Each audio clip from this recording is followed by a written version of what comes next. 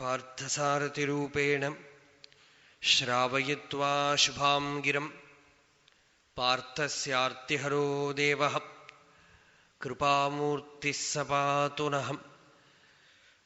ഹരി ഓം. ബ്രഹ്മത്തിനെ ശ്രുതി രണ്ടു വിധത്തില് ഒരു നിർവചനം കൊടുത്തു. ഒന്ന് തടസ്ഥലക്ഷണം എന്ന് പറയും, ഒന്ന് സ്വരൂപലക്ഷണം എന്ന് പറയും. തടസ്ഥലക്ഷണം എന്താന്ന് വെച്ചാൽ, തടം എന്ന് വെച്ചാൽ തന്നെ അറിയാം നമുക്ക്, നദിയുടെ തീരത്തിലുള്ള ഒരു മരം കാണിച്ചിട്ട് ആ മരത്തിന്റെ അങ്ങോട്ട് പോയാൽ മതി, നദി ഉണ്ട് എന്ന് കാണിച്ചു കൊടുക്കണ പോലെ തടസ്ഥമായിട്ടുള്ളതിനെ കാണിച്ചിട്ട് അടുത്തുള്ളതിനെ കാണിച്ചു കൊടുക്കാം. അതുപോലെ ഈ പ്രപഞ്ചം കാണപ്പെടുന്നു, ബ്രഹ്മം എന്താണെന്ന് അറിഞ്ഞില്ല. അങ്ങനെയുള്ള ആൾക്ക് വേദം പറഞ്ഞു, ഈ പ്രപഞ്ചം എവിടെ ഉദ്ഭവിച്ച് ഏതിൽ നിന്ന് ഏതിൽ ലയിക്കണമോ അതാണ് ആ പരമകാരണമായ ബ്രഹ്മം, പരമാത്മ. ജന്മാദ്യസ്യ യതഃ യതോ വായുമാനി ഭൂതാനി ജായന്തെ യേന ജാതാനി ജീവന്തി യത് പ്രയന്തി അഭിസംവിശന്തി തദ്വിജിജ്ഞാസസ്വ. അതിനെ അറിയാൻ ആഗ്രഹിക്കൂ. ഇതൊക്കെ ഏതിൽ ഉണ്ടാവുന്നു, ഏതൊന്നിൽ നിൽക്കുന്നു, ഏതൊന്നിൽ ലയിക്കുന്നു. ഇതിനാണ് തടസ്ഥലക്ഷണം. സ്വരൂപലക്ഷണം എന്ന് വെച്ചാൽ നേരിട്ടുള്ള ലക്ഷണമാണ് സത്യം, ജ്ഞാനം, അനന്തം, ബ്രഹ്മ.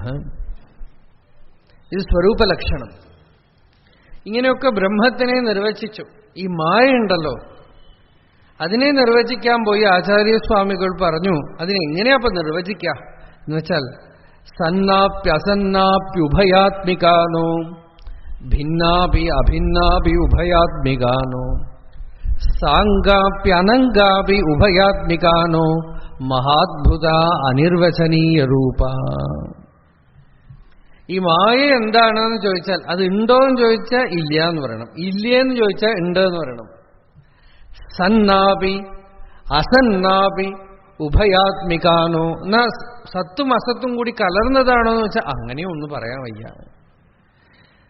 നേരെ ചൊവ്വേ അത് രണ്ടും കൂടെ കലർന്നതാണെന്നും പറയാൻ വയ്യ. എന്ന് വെച്ചാൽ രണ്ടും കലരില്ലല്ലോ. വെളിച്ചവും ഇരുട്ടും കൂടെ കലരുമോ? അത് വെളിച്ചവുമല്ല ഇരുട്ടുമല്ല. എന്നാൽ വെളിച്ചവും ഇരുട്ടും കൂടി കലങ്ങിയതൊന്നാണോ എന്ന് പറയാൻ പറ്റുമോ എന്ന് വെച്ചാൽ അത് രണ്ടും കലങ്ങില്ലല്ലോ. അപ്പൊ സന്നാപി അസന്നാപി ഉഭയാത്മികാനോ, അത് ആത്മാവിൽ നിന്നും ഈശ്വരനിൽ നിന്നും വേറിട്ട ഒരു ശക്തിയാണോ ഈ മായ? അല്ലല്ല, ഈശ്വരനോട് ചേർന്ന് പറ്റിക്കൂടി നിൽക്കുന്ന ശക്തിയാണ്. അങ്ങനെയാണെങ്കിൽ പിന്നെ നമ്മളെ ഈ ബുദ്ധിമുട്ടൊക്കെ ബുദ്ധിമുട്ടിക്കണതോ? ഈ പലവിധത്തിലുള്ള വിഷയങ്ങളിലും പലവിധത്തിലുള്ള സംസാര ദുഃഖങ്ങളൊക്കെ വരുന്നുണ്ടല്ലോ. അപ്പൊ ശരിയാണ്, അത് ഈശ്വരനിൽ നിന്ന് ഭിന്നയാണ്. എന്നാൽ അത് ഭിന്നയാണോ? ആ ശക്തിയുടെ തന്നെ കൃപ കൊണ്ടാണ് ആത്മജ്ഞാനം ഉണ്ടാവണത്, ഈശ്വരാനുഭൂതി ഉണ്ടാവണത്. അവസാന സാക്ഷാത്കാരം നേടുമ്പോ ഈശ്വരൻ നിന്ന് ഭിന്നയല്ല അവൾ എന്ന് അറിയപ്പെടുന്നുണ്ടല്ലോ. ശരിയാണ്, അഭിന്നയാണ്. ഭിന്നാപി അഭിന്നാപി ഉഭയാത്മികാനോ. ഈ മായയ്ക്ക് അംഗങ്ങളുണ്ടോ? ഇല്ല. ഇല്ലേ? വിദ്യാമായ അവിദ്യാമായ എന്നൊക്കെ പറഞ്ഞ് അതിനെ പിരിക്കണുണ്ടല്ലോ. വിദ്യ അവിദ്യാസ്വരൂപിണ്യേ നമഃ, അല്ലേ? പലവിധത്തിലുള്ള അംഗങ്ങളും തോന്നണുണ്ടല്ലോ. ശരിയാ, ഉണ്ട്. സാംഗാപി അനംഗാപി ഉഭയാത്മികാനോ മഹാത്ഭുത അനിർവചനീയ രൂപ. ഈ മായ എന്ന് പറയുന്നത് മഹാ അദ്ഭുതമാണ്. ഇന്നതെന്ന് പറഞ്ഞ് നിർവചിക്കാൻ കഴിയാത്ത ഒരു ശക്തി. ആ ശക്തി വിശേഷത്തിനെ അംഗീകരിക്കേണ്ടിയിരിക്കുന്നു. ആ ശക്തിയാണ് നമ്മളിപ്പോ വൃക്ഷമെന്നൊക്കെ പറഞ്ഞത്. ഈ സംസാര വൃക്ഷം എന്നൊക്കെ പറഞ്ഞതുണ്ടല്ലോ, ആ ശക്തിയെയാണ്. ആ ശക്തിയാണ് പ്രപഞ്ചത്തില് പലതരത്തിലും സൃഷ്ടിസ്ഥിതി സംഹാരാധികാരങ്ങൾ. നമ്മൾ ഈശ്വരൻ എന്നൊക്കെ വിളിക്കുന്നതൊക്കെ തന്നെ ശക്തിയാണ്. നിങ്ങൾ വിഷ്ണു എന്ന് വിളിച്ചോളൂ, ശിവൻ എന്ന് വിളിച്ചോളൂ, ഒക്കെ ആ ശക്തിയെ തന്നെയാണ് നമ്മൾ ഈശ്വരപദം കൊണ്ട് വ്യപദേശിക്കണത്. സൃഷ്ടികർत्री ബ്രഹ്മരൂപ, ഗോപ്ത്രി ഗോവിന്ദരൂപിണി, സംഹാരിണി രുദ്രരൂപ, തിരോധാനകരി ഈശ്വരി, സദാശിവ അനുഗ്രഹദ പഞ്ചകൃത്യപരായണ. അല്ലേ? ആ പഞ്ചകൃത്യങ്ങളും ശക്തിയുടെ മണ്ഡലത്തിന്റെ ഉള്ളിൽ ഇരിക്കുന്നത് കൊണ്ട് പഞ്ചകൃത്യവും ശക്തിയാണ്. പരബ്രഹ്മത്തില്, ഭഗവത് സ്വരൂപത്തില്, ആത്മാവില് സൃഷ്ടിയോ സ്ഥിതിയോ സംഹാരങ്ങളോ ഒരു കാലത്തിലും ഉണ്ടാവാനേ സാധ്യമല്ല. ഇതൊക്കെ ഉണ്ടാവുന്ന മണ്ഡലം ഉണ്ടല്ലോ, അതിനെ നമ്മൾ ശക്തി എന്ന് പറയണു. ആ ശക്തിയാണത്രേ പല പേര് പറഞ്ഞ് നമ്മൾ ആരാധിക്കുന്നത് ലോകത്തില്. വിദ്യാശക്തിയാവുമ്പോ സരസ്വതി എന്നും, വീര്യശക്തിയാവുമ്പോ ദുർഗയെന്നും, ഐശ്വര്യശക്തിയാവുമ്പോ ലക്ഷ്മി എന്നൊക്കെ വിളിക്കണു. ഇത് ഏതോ ഒരു മഹാവൈഭവം. അത് ഇന്നതെന്ന് പറയാൻ വയ്യ. അതാണ് ശങ്കരാചാര്യർ തന്നെ പറഞ്ഞു, തുരീയാ കാപിത്വം ദുരധിഗമ നിസ്സീമ മഹിമാ മഹാമായ വിശ്വം ഭ്രമയതി പരബ്രഹ്മ മഹിഷി. തുരീയാ കാപിത്വം, ആത്മാവിൽ നിന്നും പുറപ്പെടുന്ന ഒരു ശക്തി. രമണ ഭഗവാൻ അരുണാചല അഷ്ടകത്തിൽ പറഞ്ഞു, ഉളതുനിൽ അളതിലാ അതിശയ ശക്തി. ഉളത് ഉനിൽ അളതിലാ அதிசய சக்தி.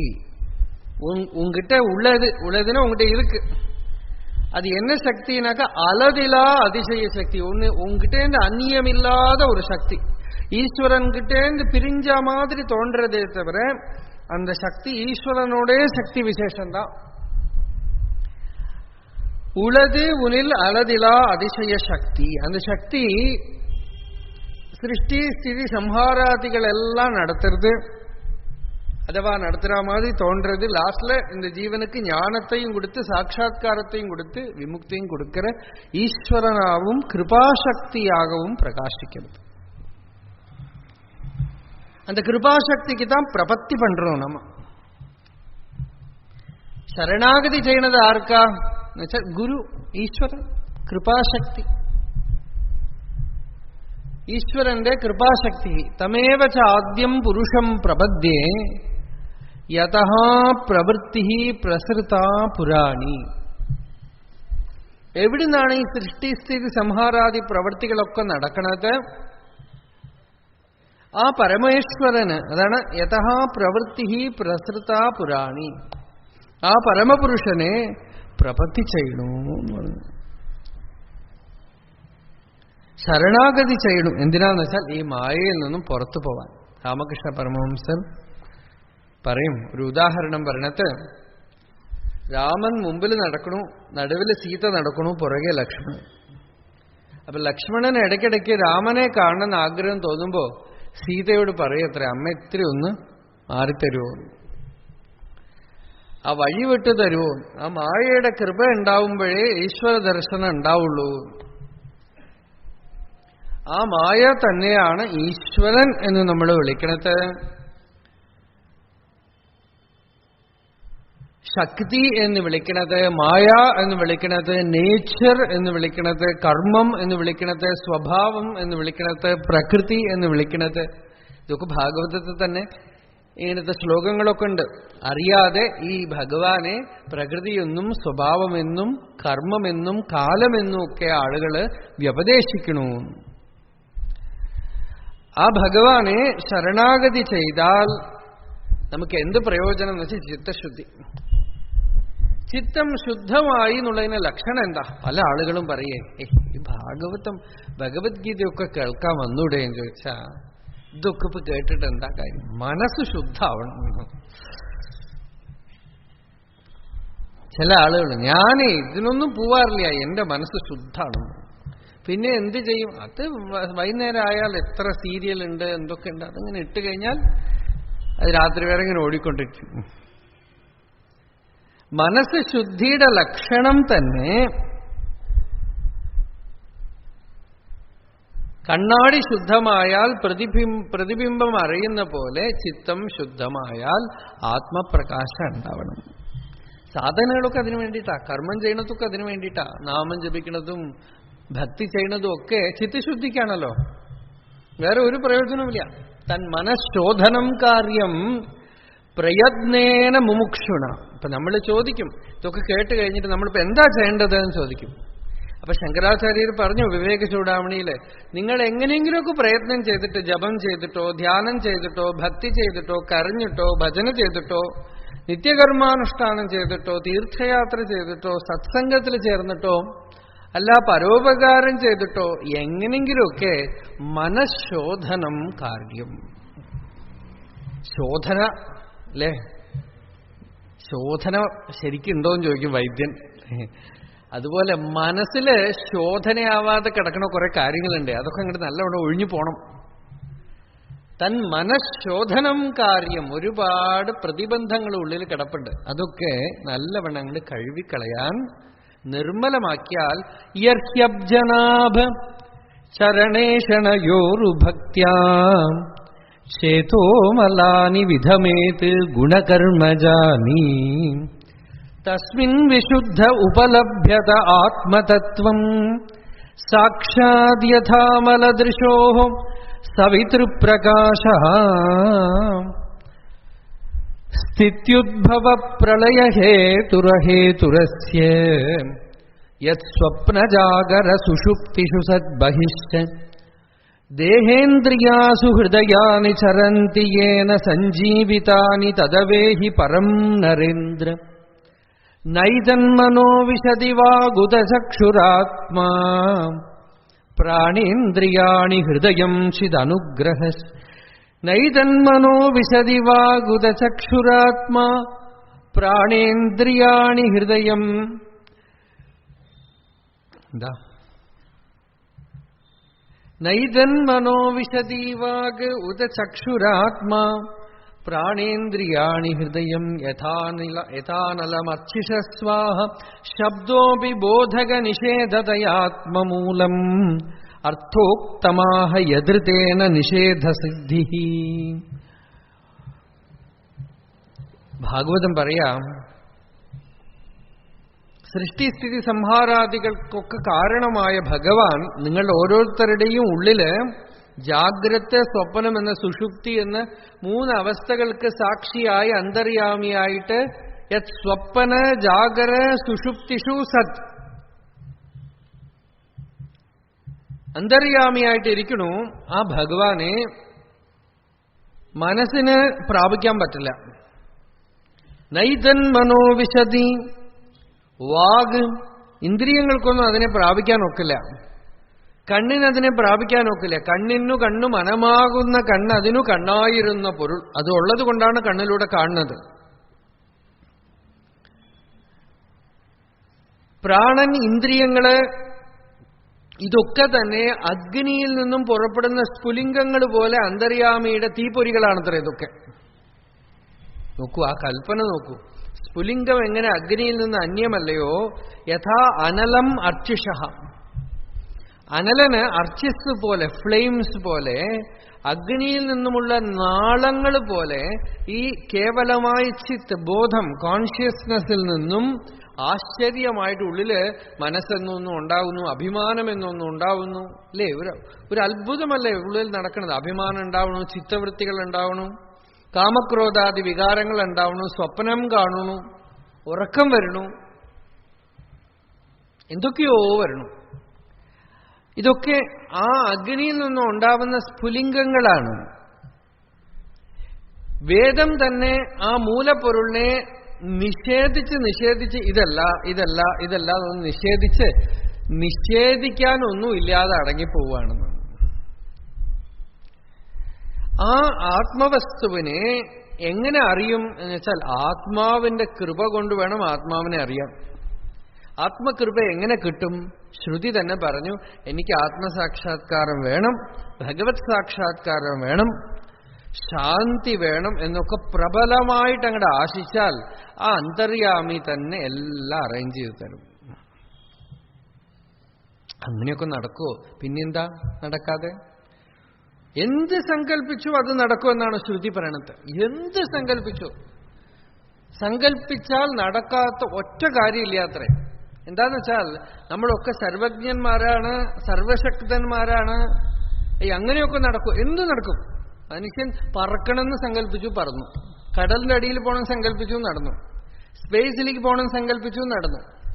ഒരുപക്ഷെ നമ്മൾ ചിലപ്പോ പലതും സങ്കല്പിക്കുന്നത് ഇപ്പൊ നടക്കില്ല. കാലം സ്പാൻ വേണ്ടിയിട്ട് ആവശ്യം ഉണ്ടാവും, നടക്കും. യത് ക്രതുഹു യത് സങ്കല്പ തത് അഭിസമ്പദ്യതേ എന്നാണ് ശ്രുതി പറയണത്. പക്ഷെ സങ്കല്പിച്ച് ഒന്ന് നേടിയിട്ട് അതിന്റെ ദുഃഖം അനുഭവിക്കുമ്പോൾ സങ്കല്പിക്കാൻ പാടില്ല എന്ന് തീരുമാനിക്കും. അതുകൊണ്ടാണ് അവസാനം നമ്മളൊക്കെ സാധാരണ മന്ത്രം പറയാറുണ്ട്, തന്മേ മനഃ ശിവസങ്കല്പമസ്തു. അല്ല, മംഗളമായ സങ്കല്പം എല്ലാം അവസാനിപ്പിക്കാനുള്ള സങ്കല്പം വരട്ടെ എന്ന്. മോക്ഷ സങ്കല്പം അതാണ്. മുക്തിക്കുള്ള സങ്കല്പം ജീവന്റെ ഉള്ളിൽ ഉണ്ടാവുന്നത് തന്നെ ഒരു ആശ്ചര്യമാണ്. അപ്പൊ തീരുമാനിക്കുകയാണ്, എല്ലാം മതി, എനിക്ക് ഫ്രീ ആവണം, സ്വതന്ത്രമാവണം. അല്ലേ? പലരും ആഗ്രഹിക്കുന്നുണ്ട്, പക്ഷെ എങ്ങനെ സ്വതന്ത്രമാവണമെന്ന് അറിയണില്ല. എല്ലാവർക്കും സ്വതന്ത്രമാവണമെന്ന് ആഗ്രഹിക്കുന്നുണ്ട്. ധാരാളം പണം സമ്പാദിച്ചാൽ സ്വതന്ത്രമാവാൻ വിചാരിക്കണം, ഒരു വീട് കെട്ടിയാൽ സ്വതന്ത്രമാവാന്ന് വിചാരിക്കണം, ഒരു ജോലി കിട്ടിയാൽ സ്വതന്ത്രമാവാന്ന് വിചാരിക്കണം, ഒരു കല്യാണം കഴിച്ചാൽ സ്വതന്ത്രമാവാന്ന് വിചാരിക്കണം, ഒരു കുട്ടി ഉണ്ടായാൽ സ്വതന്ത്രമാവാന്ന് വിചാരിക്കണം, കുട്ടിക്ക് കല്യാണം കഴിഞ്ഞാൽ സ്വതന്ത്രമാവാന്ന് വിചാരിക്കണം. ഇതാണ് കർമാനുബന്ധീനി മനുഷ്യലോകേ എന്ന് ഭഗവാൻ ഇന്നലെ പറഞ്ഞത്. സ്വതന്ത്രമാവാൻ വേണ്ടിയിട്ട് പ്രഹ്ലാദൻ പറഞ്ഞു, സൂക്കേടിന് കഴിക്കണം മരുന്നൊക്കെ എക്സ്ട്രാ സൂക്കേട് ഉണ്ടാക്കിക്കൊണ്ടേയിരിക്കുകയാണെന്നാണ്. ഔഷധം ദുഃഖൌഷധം തദപി ദുഃഖം. ഈ ദുഃഖത്തിനൊരു മരുന്ന് കഴിച്ചു, അത് ഇനി മറ്റൊരു സൂക്കേടുണ്ടാക്കി. ഇതാണ് നമുക്ക് കർമ്മബന്ധം വരി വരി വരി വരി വരിയായിട്ട് നിൽക്കാതെ ഉണ്ടായിക്കൊണ്ടേയിരിക്കും. ലോകത്തിന്റെ സ്വഭാവം അതാണ്. നിങ്ങൾക്ക് ഫ്രീ ആവണം, സ്വതന്ത്രമാവണം, അതിന് ഒറ്റ വഴിയേ ഉള്ളൂ. സ്വതന്ത്രമായ സത്യത്തിനെ ആശ്രയിക്കണം, അറിയണം, ധ്യാനിക്കണം, അതിനെ അനുസന്ധാനം ചെയ്തും കൊണ്ട് ജീവിക്കണം. അല്ലാതെ ബാഹ്യമായിട്ട് സ്വതന്ത്രമാവാൻ നമ്മൾ എന്തൊക്കെ ഏർപ്പാടുകൾ ചെയ്യണമോ അതൊക്കെ നമ്മൾ ബന്ധിക്കുകയാണ്. ഇപ്പോൾ സുഖമായിട്ടിരിക്കാൻ വേണ്ടിയാണ് സമൂഹം ഉണ്ടാക്കുന്നത്. ഇപ്പൊ സമൂഹത്തിന് അടിമയാണ് നമ്മൾ. സുഖമായിട്ടുണ്ടായി ഇരിക്കാൻ വേണ്ടിയിട്ടാണ് നിയമങ്ങളൊക്കെ ഉണ്ടാക്കുന്നത്. നിയമങ്ങൾ കൊണ്ട് വീർപ്പുമുട്ടിയിട്ടാണ് നമ്മളിപ്പോ ഇരിക്കുന്നത്. അല്ലേ? നോക്കൂ, ആധാർ കാർഡ് വേണോ, ഐഡന്റിറ്റി. പഴയ കാലത്ത് ഈ ഒരു തമാശയാണത്. അതായത് ഒരാള് ഓഫീസിൽ ചെന്നപ്പോ നിങ്ങൾ ഇന്ന ആളാണെന്ന് എങ്ങനെ അറിയും എന്ന് ചോദിച്ചപ്പോ അതിന് ഞാൻ എന്റെ ഫോട്ടോ കാണിച്ചു തരാമെന്ന് പറഞ്ഞു. അത് ഞങ്ങൾ കുട്ടിക്കാലത്ത് കേട്ടിട്ടുള്ള തമാശയാണ്. ഇപ്പോ നമ്മളതെല്ലാം ചെയ്യണത്. നമ്മളെ വിശ്വാസമില്ല, ഒരു ഫോട്ടോ കാണിച്ചു കൊടുക്കണം. ട്രെയിനിൽ പോയാൽ ഇത് ഞാനാണെന്ന് കാണിച്ചു കൊടുക്കാൻ ഒരു ഫോട്ടോ, ഒരു കടലാസ്. അല്ലേ? ഇപ്പൊ കണ്ണിന് ഫോട്ടോ എടുക്കുക, മൂക്കിനെ ഫോട്ടോ എടുക്കുക, എന്തൊക്കെ ചെയ്യണ. മനുഷ്യനെ വിശ്വാസം ഇല്ലാതായിരിക്കണമെന്നർത്ഥം. നമ്മൾക്ക് കള്ളന്മാരില്ലാതാവാൻ വേണ്ടിയിട്ടാത്ര ഇതൊക്കെ ചെയ്യണത്. ഇതൊക്കെ ഇപ്പൊ അവർക്ക് വല്ല വിലയുണ്ടോ? നമ്മൾ ബുദ്ധിമുട്ടുക, വെറുതെ ബുദ്ധിമുട്ടുക. ഇതാണ് നമ്മളെ ഉണ്ടാക്കുന്ന നിയമങ്ങളൊക്കെ നമ്മളെ തീവ്രമായിട്ട് ബന്ധിക്കുകയാണ്. സ്വതന്ത്രമാവാനാണ് പല കർമാനുഷ്ഠാനങ്ങളും ചെയ്യണത്, അതും ബന്ധിക്കണം. സ്വതന്ത്രമാവാനാണ് സമൂഹത്തിൽ പല നിയമങ്ങൾ ഉണ്ടാക്കുന്നത്, അതും ബന്ധിക്കണം. അവസാനം ഈ ബന്ധത്തിൽ നിന്ന് ഇവന് വിമുക്തി എവിടെ? അത് ആലോചിച്ചാലോചിച്ച് വിരക്തി വരും മനുഷ്യന്, വൈരാഗ്യം വരും. വൈരാഗ്യമേവ അഭയം. ഇതൊക്കെ ഈ ഏർപ്പാടൊന്നും ശരിയില്ല, എവിടെയോ മൂലത്തിൽ തന്നെ ഒരു തെറ്റ് നടന്നിട്ടുണ്ട് എന്നുള്ളത് അപ്പോഴാണ് മനസ്സിലാവുക. അപ്പോ ആ തെറ്റ് തിരുത്താനായിട്ട് മൂലാവിദ്യ, ലളിതാ സഹസ്രനാമത്തിൽ നിങ്ങളൊക്കെ ചൊല്ലുന്ന ഒരു നാമുണ്ട്, മൂലാവിദ്യാ നിവാരിണ്യേ നമഃ. சொல்றோமாண்ணா? மூலாவித்யா நிவாரிணி. மூலாவித்யா நிவாரிணின்னா என்ன அர்த்தம்னா, மூலாவித்யானா முதல்ல வந்த அவித்யா, പ്രൈമൽ ഇഗ്നറൻസ്. എന്താ ഈ മൂലാവിദ്യ? ഞാൻ എന്ന് പറഞ്ഞ ഒരാളുണ്ടെന്ന്. ഇതാണത്ര അവിദ്യ. ആശ്ചര്യം നോക്കൂ.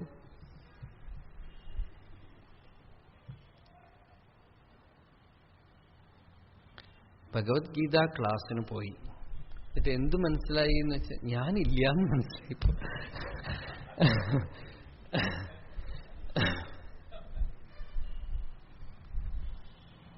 മൂലാവിദ്യ എന്ന് വെച്ചാൽ ഞാൻ പറയണതല്ലാത്ത, ഞാൻ പറയാൻ പറ്റില്ലല്ലോ, ഞാനില്ലല്ലോ. വേദം പറയണതാണ് മൂലാവിദ്യ എന്ന് വെച്ചാൽ ഞാൻ എന്ന് പറഞ്ഞൊരു തോന്നലുണ്ടല്ലോ, അത് വാസ്തവത്തിൽ ഇല്ല. എന്നുവെച്ചാ നമ്മൾ ജീവിക്കണില്ല എന്നാണോ? ജീവിക്കുന്നതിനും ഞാൻ എന്നുള്ള തോന്നലിനും ഒരു സംബന്ധമില്ല. ഞാൻ എന്നുള്ള തോന്നലില്ലാതെ നിങ്ങൾ എത്ര നേരം ജീവിക്കണു? എത്രയോ സമയത്തിൽ ഞാൻ എന്നുള്ള തോന്നലേ ഇല്ല, ജീവിക്കുന്നുണ്ട്.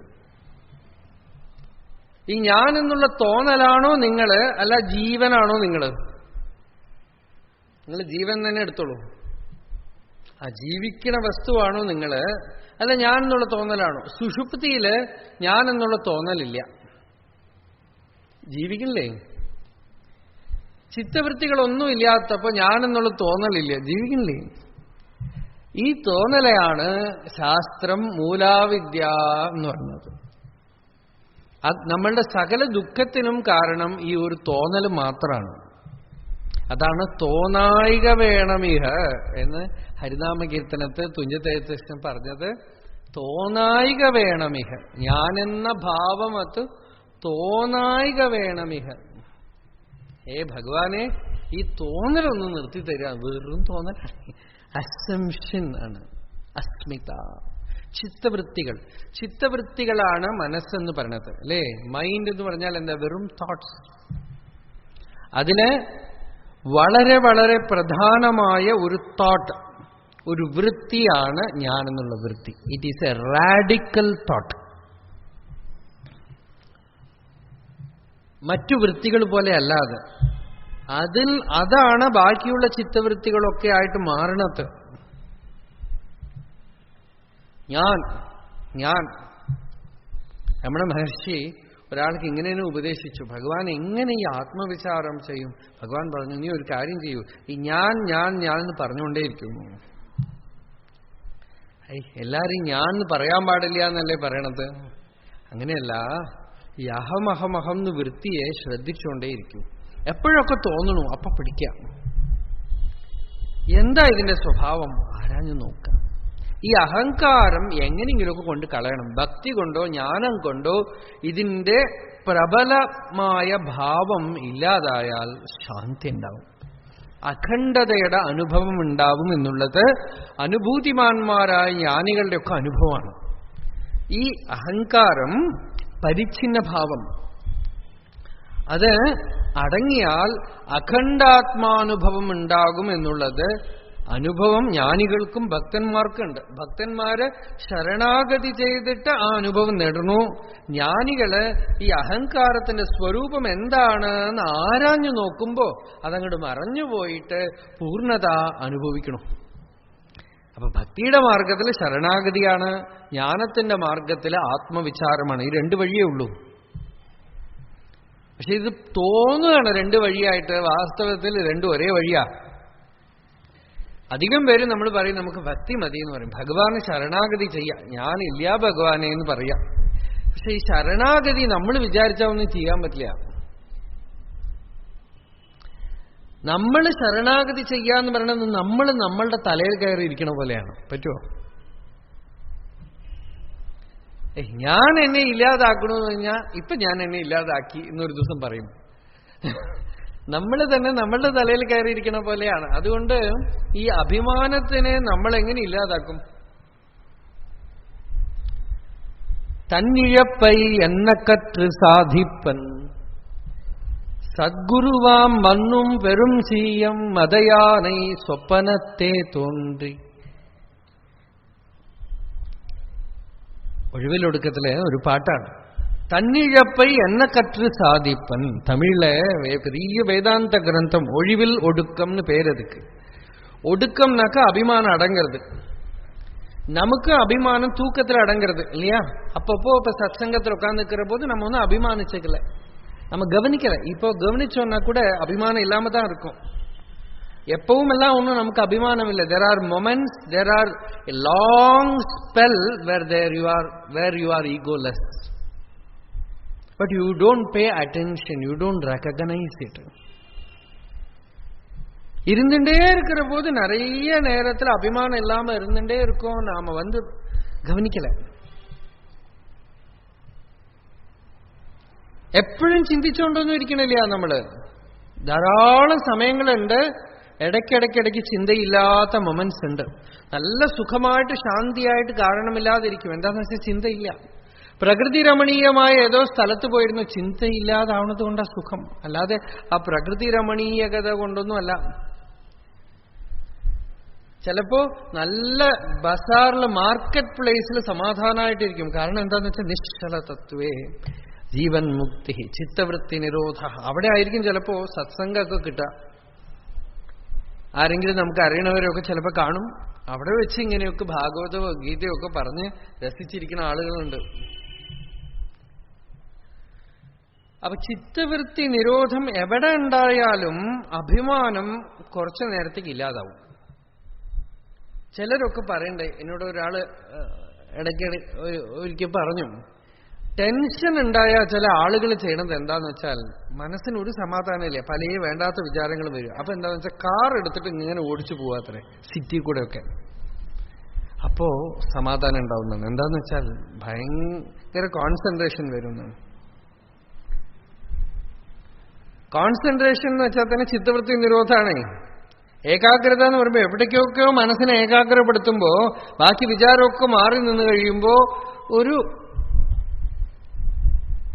സമാധി ഉണ്ടാവും. പക്ഷേ പതഞ്ജലി പറഞ്ഞു, യോഗിയുടെ സമാധിക്ക് നമുക്കുണ്ടാവുന്ന സമാധിക്ക് എന്താ വ്യത്യാസം എന്ന് വെച്ചാൽ, യോഗിയുടെ സമാധി സത്യം കൊണ്ട് നിറഞ്ഞിരിക്കുന്ന സമാധിയാണത്രേ. ഋതംഭരാ തത്ര പ്രജ്ഞ. നമ്മളുടെ സമാധി അജ്ഞാനം കൊണ്ട് നല്ലവണ്ണം നിറഞ്ഞിരിക്കുന്നതാണ്. രണ്ടുപേർക്ക് അനുഭവം ഉണ്ടാവുന്നുണ്ട്, അനുഭവത്തിൽ സുഖവും ഉണ്ടാവുന്നുണ്ട്. പക്ഷേ ഈ അനുഭവത്തിന്റെ സ്വരൂപം എന്താണെന്ന് നമ്മൾ അറിയണില്ല. ഒരു സാധനം കിട്ടിയാൽ പോരാ, അതിന് വില അറിയണമല്ലോ അല്ലേ? ഇപ്പൊ സുഷുപ്തിയില് എല്ലാവരും ആത്മാനുഭവം നേടുന്നുണ്ടെന്ന് പറഞ്ഞു, പക്ഷെ നമുക്ക് അറിയാത്തത് കൊണ്ട് തന്നെ നഷ്ടമായിപ്പോയി. അതേപോലെ ഈ നിശ്ചലതത്വം എന്ന് പറയണത് സത്സംഗത്തിന്റെ ഫലമായിട്ട് ശങ്കരാചാര്യർ പറഞ്ഞു അല്ലേ? സത്സംഗത്വേ നിസ്സംഗത്വം, നിസ്സംഗത്വേ നിർമോഹത്വം, നിർമോഹത്വേ നിശ്ചലതത്വം, നിശ്ചലതത്വേ ജീവൻ മുക്തി.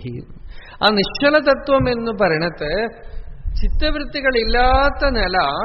ചിത്തവൃത്തികളിൽ മുഖ്യമായ വൃത്തി ഞാൻ എന്നുള്ള വൃത്തിയാണ്. ആർട്ടിഫിഷ്യലായി എന്തെങ്കിലും ഒരു പ്രോസസ് ഉപയോഗിച്ച് ചിത്തവൃത്തിയെ ഇല്ലാതാക്കാം.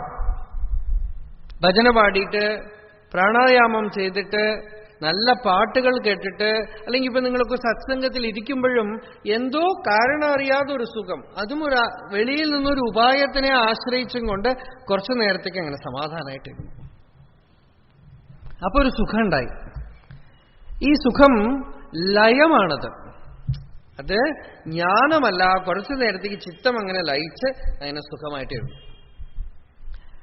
അങ്ങനെ വരുമ്പോ അത് നമുക്ക് പോരാ. ഇന്നലെ പോലും ഒരു അമ്മ ചോദിച്ചു എന്നോട്, തിരുവണ്ണാമലയിൽ പോയി രമണാശ്രമത്തിൽ പോയി ഇരിക്കുമ്പോൾ ഒരു സമാധാനം, ഒരു ശാന്തിയുണ്ട്. ആ ശാന്തി, ആ ധ്യാനബലം എന്ത് തന്നെ ചെയ്താലും ഇങ്ങോട്ട് വന്നാൽ കിട്ടണില്ല എന്ന് പറയണ്ടായിരുന്നു. അത് സത്യമാണ്. അതുകൊണ്ടാണ് നമുക്ക് സത്സംഗം വേണ്ടിയിരിക്കുന്നത്, മഹാപുരുഷന്മാരുടെ സമ്പർക്കം. അവിടെ പോയി ആ അനുഭവത്തിനെ നമ്മൾ കുറച്ച് കാണുകയും അതിന്റെ സുഖം കുറെ കഴിയുമ്പോൾ ഈ കമ്പാരിസൺ വരും. ഇവിടെ വരുമ്പോൾ അത് പോണു, ഇവിടുത്തെ അറ്റ്മോസ്ഫിയറിൽ എന്ത് ചെയ്താൽ. അപ്പോ നമുക്ക് നിഷേധിക്കാൻ പറ്റില്ല, ഭൗതികമായിട്ട് തന്നെ അവിടെ എന്തോ വ്യത്യാസം ഉണ്ടെന്ന് നിഷേധിക്കാൻ ഒക്കില്ല. എന്തൊക്കെ തന്നെ നിങ്ങൾ ഇന്റലക്ച്വലൈസ് ചെയ്താലും ഭൗതികമായ മണ്ഡലത്തിൽ തന്നെ അവിടെ എന്തോ ഒരു ഇൻഫ്ലുവൻസ് അധികം ഉണ്ട് എന്നുള്ളത് അറിയാം. പക്ഷെ എന്നാൽ പോലും ആ അവിടെ ഉണ്ടാവണത് അവിടുന്ന് പുറത്തു വരുമ്പോൾ പോണു എന്നുള്ളത് കൊണ്ട് തന്നെ നിത്യമായിട്ടില്ല നമുക്ക്. അതൊരു ബ്ലൂ ലൈറ്റിൽ പോകുമ്പോൾ നമ്മുടെ ശരീരമൊക്കെ നീലയായ പോലെ തോന്നും. പുറത്തു പോയി കഴിഞ്ഞാൽ വെളിച്ചം പോയി ഇല്ലേ? അതുപോലെ ആവാൻ പാടില്ല. കുറച്ച് അതിനെ ആശ്രയിച്ച് ഇങ്ങനെ സത്സംഗത്തുനിന്നും മറ്റുമൊക്കെ കിട്ടുന്ന സുഖത്തിനെ അറിഞ്ഞ് അതാണ് നമ്മളുടെ സ്വരൂപം എന്ന് അറിഞ്ഞ് പതുക്കെ എവിടെ ഇരുന്നാലും അത് നഷ്ടപ്പെട്ടു പോവാതെ ഇരിക്കണം. എന്നാലേ പ്രയോജനമുള്ളൂ അല്ലേ? മാത്രമല്ല അവസാനം ഒരു കാലം വരും, ജപിക്കാൻ പറ്റില്ല. എല്ലാവർക്കും വന്നോളണമെന്നില്ല, പക്ഷെ അധികം പേർക്കും വരും. ജപിക്കാൻ പറ്റില്ല, ധ്യാനിക്കാൻ പറ്റില്ല, ഒരു പുസ്തകം വായിക്കാൻ പറ്റില്ല, ചെവി കേൾക്കില്ല, ചിലപ്പോൾ കട്ടിൽ നിന്ന് എണീക്കാൻ പറ്റില്ല, ഒന്നും കുളിക്കാൻ പറ്റില്ല, സന്ധ്യാവന്ദനം ചെയ്യാൻ പറ്റില്ല, ഒരു അനുഷ്ഠാനവും സാധിക്കാത്ത സമയത്ത് നിങ്ങൾക്ക് നിങ്ങളുടെ അനുഭവത്തിൽ ഭഗവാൻ ഇല്ലെങ്കിൽ നിങ്ങളുടെ ജീവിതം മുഴുവൻ പിടിച്ച ഭഗവാൻ പോയി പോകും. ആ സമയത്ത് നിങ്ങൾക്ക് ഭഗവാൻ ഉണ്ടാവണം അല്ലേ? അതുകൊണ്ടാണ് ഈ ഭക്തന്മാരൊക്കെ ഭഗവാനോട് പറയണത്, എനിക്ക് ചെയ്യാൻ പറ്റാത്തതിന് ഇപ്പൊ തന്നെ ഞാൻ പറഞ്ഞു വെക്കുകയാണ്. അപ്പോ ഞാൻ വിചാരിച്ചാലൊന്നും സ്മരിക്കാനൊക്കില്ല. അതുകൊണ്ട് അപ്പോ ഈ ഭഗവത് സ്മൃതി വിട്ടുപോവാതിരിക്കണം. വിട്ടിട് കഷ്ടമാം விட்டிடாதுனை உயிர் விட்டிட அருள் புரி அருணாச்சல. அக்ஷரமண மாலையில பகவான் சொல்றார், அந்த நிலையில உன்னுடைய ஸ்மிருதி எனக்குள்ளேருந்து விட்டு போயிடுதுன்னா கஷ்டம். அதனால அந்த ஸ்மிருதி விட்டு போகாம இருக்கணும். சரீரம் சிதிலமானாலும் ஆத்மானுபவம் இருக்கணும். மனசு நிலைக்கு நிக்காட்டா கூட ஆத்மானுபவம் இருக்கணும். அந்த நிலைக்கு தான் சகஜ நிலைன்னு பேரு. அதைத்தான் பகவான் யோகஸ்திதி ஸ்தித பிரஜன் அப்படியெல்லாம் சொல்றார். எந்த நிலையிலையும் மங்காத பகவத் அனுபவம் ஹிருதயத்துல ஏற்படணும். அப்படி ஏற்படணும்னா அது ஈஸ்வர கிருபையினால்தான் வரணும். அந்த கிருபையினால, ஆத்ம கிருபையினால ஆத்மா தன்னையே ரிவீல் பண்ணிட்டு விட்டானா அதுக்கப்புறம் அது போகவே போகாது. മനസ്സ് കൊണ്ട് ചെയ്യണത് മനസ്സ് വിട്ടാ പോയി പോകും. ഭഗവത് കൃപ കൊണ്ട് ഏതൊരു ജ്ഞാനം ഉണ്ടാവണോ ആ ജ്ഞാനം നഷ്ടമാവുകയില്ല. കാരണം അത് നമ്മളുടെ ശക്തി കൊണ്ട് വന്നതല്ലല്ലോ, അതുകൊണ്ടത് പോവുകയില്ല. അത് സ്വയം പ്രകാശമാണ്. സ്വയം പ്രകാശമാണ്. ഭഗവാൻ രമണ ഭഗവാനെ അവസാന കാലത്ത് കണ്ട് പല ഭക്തന്മാരിലെ ഒരു ഭക്തൻ, അദ്ദേഹത്തിന്റെ കുടുംബക്കാരൊക്കെ കുട്ടികളൊക്കെ നമുക്ക് വളരെ പരിചയമുള്ളവരാണ്. അപ്പൊ അവര് പറഞ്ഞതാണ്, അവസാന കാലത്ത് അച്ഛന് ക്യാൻസർ ഒക്കെ ആയിട്ട് സീരിയസ് ആയിട്ട് കിടപ്പാണ്. ശരീരത്തിൽ നല്ല വേദനയുണ്ട്, എല്ലാം ഉണ്ട്, വിഷമുണ്ട്. അപ്പ ചെന്നിട്ട് ഈ മകൻ ചെന്നിട്ട് അച്ഛന്റെ അടുത്ത് ചോദിച്ചു, அப்பா நீங்க எப்படி இருக்கீங்க, என்ன தெரியறது உங்களுக்கு உள்ள? அப்ப அவர் சொல்றார், ஒரு வெளிச்சம் தாண்டா தெரியறது, வேற ஒன்றும் தெரியல, ஒரு பிரகாசம் தான் தெரியுது. அந்த நிலையில அந்த ஆனந்தம், அந்த அனுபவம் ஈஸ்வர கிருபையினால, குரு கிருபையினால வருது. நம்ம பிரயத்தனம், நான் மெடிடேஷன் பண்ணி வரணும்னா அங்க போய் மெடிடேஷன் பண்ண முடியுமா? உடம்பு பூரா வலிச்சுன்னு இருக்கு, நினைச்சு பாருங்க, தியானம் பண்ண முடியுமா? இல்ல நீங்க ஜபந்தான் பண்ணணும்னாலும் அப்பா அம்மா ஐயோ கத்த முடியுமே தவிர ஒரு நாம வாயில வராது. அப்படியெல்லாம் நீங்க பண்ணிட்டு இருக்கிற நிலையில கூட உள்ள விலகாம பகவான் ஸ்வயமேவ பிரகாசிச்சதான் உண்டு இல்லையா? The power should not be yours. It should not be the power of the ego.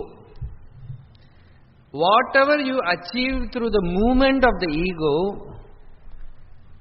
will stay back only up to the state of dream. സ്വപ്നം വരയ്ക്കും കൊണ്ടുപോവാം. കുറേ ജാഗ്രതയിൽ പ്രയത്നിച്ചാൽ സ്വപ്നത്തിൽ കാണും. അതിനപ്പുറം ഒരവസ്ഥയിലും വിട്ടുപോകാതെ ആ അനുഭവം നിൽക്കണമെങ്കിൽ ഈശ്വര കൃപ കൊണ്ടേ സാധ്യമാവും. ആ ഈശ്വര കൃപയെ എങ്ങനെ സമ്പാദിക്കാം? ഭഗവാൻ പറഞ്ഞു, കഥം ഭൂതാഹ തത് പദം ഗച്ഛന്തി. പദം ഗച്ഛന്തി എന്ന് പറഞ്ഞു. കഥം ഭൂതാഹ, എങ്ങനെയുള്ളവർ ആ പരമപദത്തിനെ പ്രാപിക്കും? അധ്യാത്മ സാധന എന്ന് പറയണത്തിന് 100% നമ്മളെ കൊടുക്കണം. അപ്പൊ എങ്ങനെ കൊടുക്കും? അപ്പൊ ഭഗവാൻ പറഞ്ഞു, നിർമാണമോഹാം ജിതസംഗദോഷാഹം അധ്യാത്മനിത്യ വിനിവൃത്തകാമാഹം ദ്വന്ദ്വൈർവിമുക്താഹം സുഖദുഃഖസംജ്ഞൈഃ ഗച്ഛന്തി അമൂഢാഃ പദമവ്യയം തത്. മാനഃ ച മോഹഃ ച തൗ നിർഗതൗ ഏഭ്യഃ തേ നിർമാണമോഹാഃ.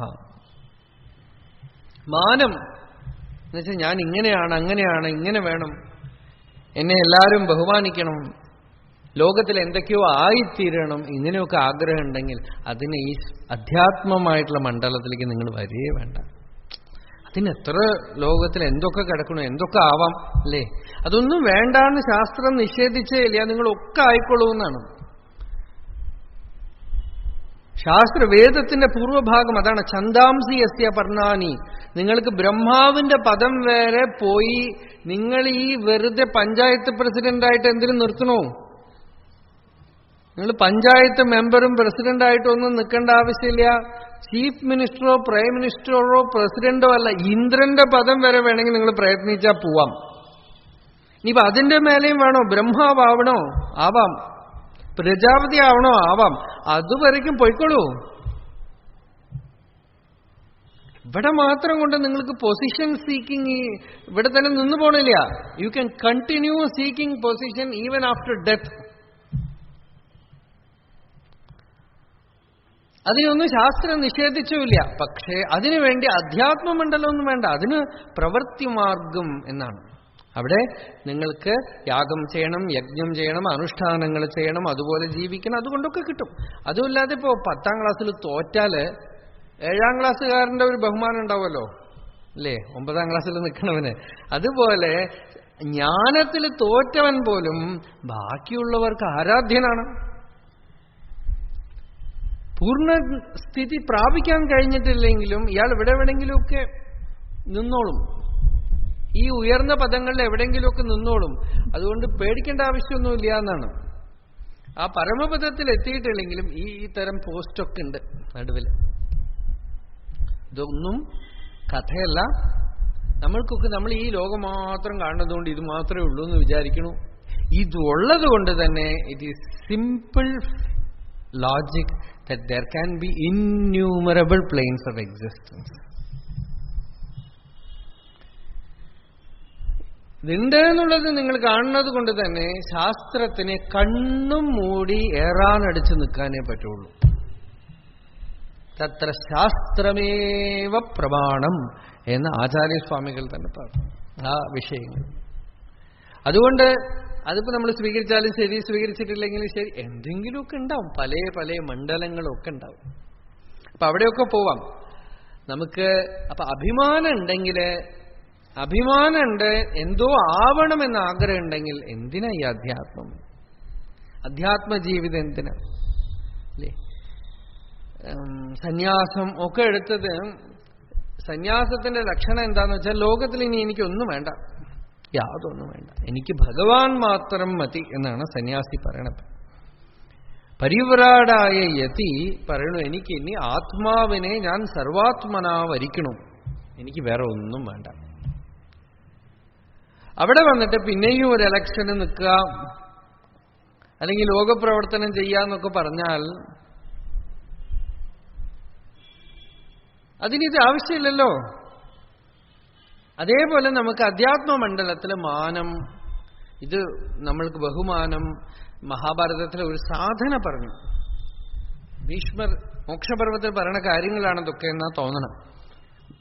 അസമ്മാനാത്ത് തപോവൃദ്ധി, സമ്മാനാത്തു തപക്ഷയ. 4 ആളുകൾ ബഹുമാനിക്കും തോറും തപസ് ക്ഷയിച്ചു പോകത്രേ. അപമാനിക്കും തോറും തപസ് അഭിവൃദ്ധിപ്പെട്ടുകൊണ്ടേയിരിക്കും എന്നാണ്. ആർക്കാന്ന് വെച്ചാൽ ഈ സാധനാമണ്ഡലത്തിൽ ഇരിക്കണവന്, എല്ലാവർക്കും അല്ല.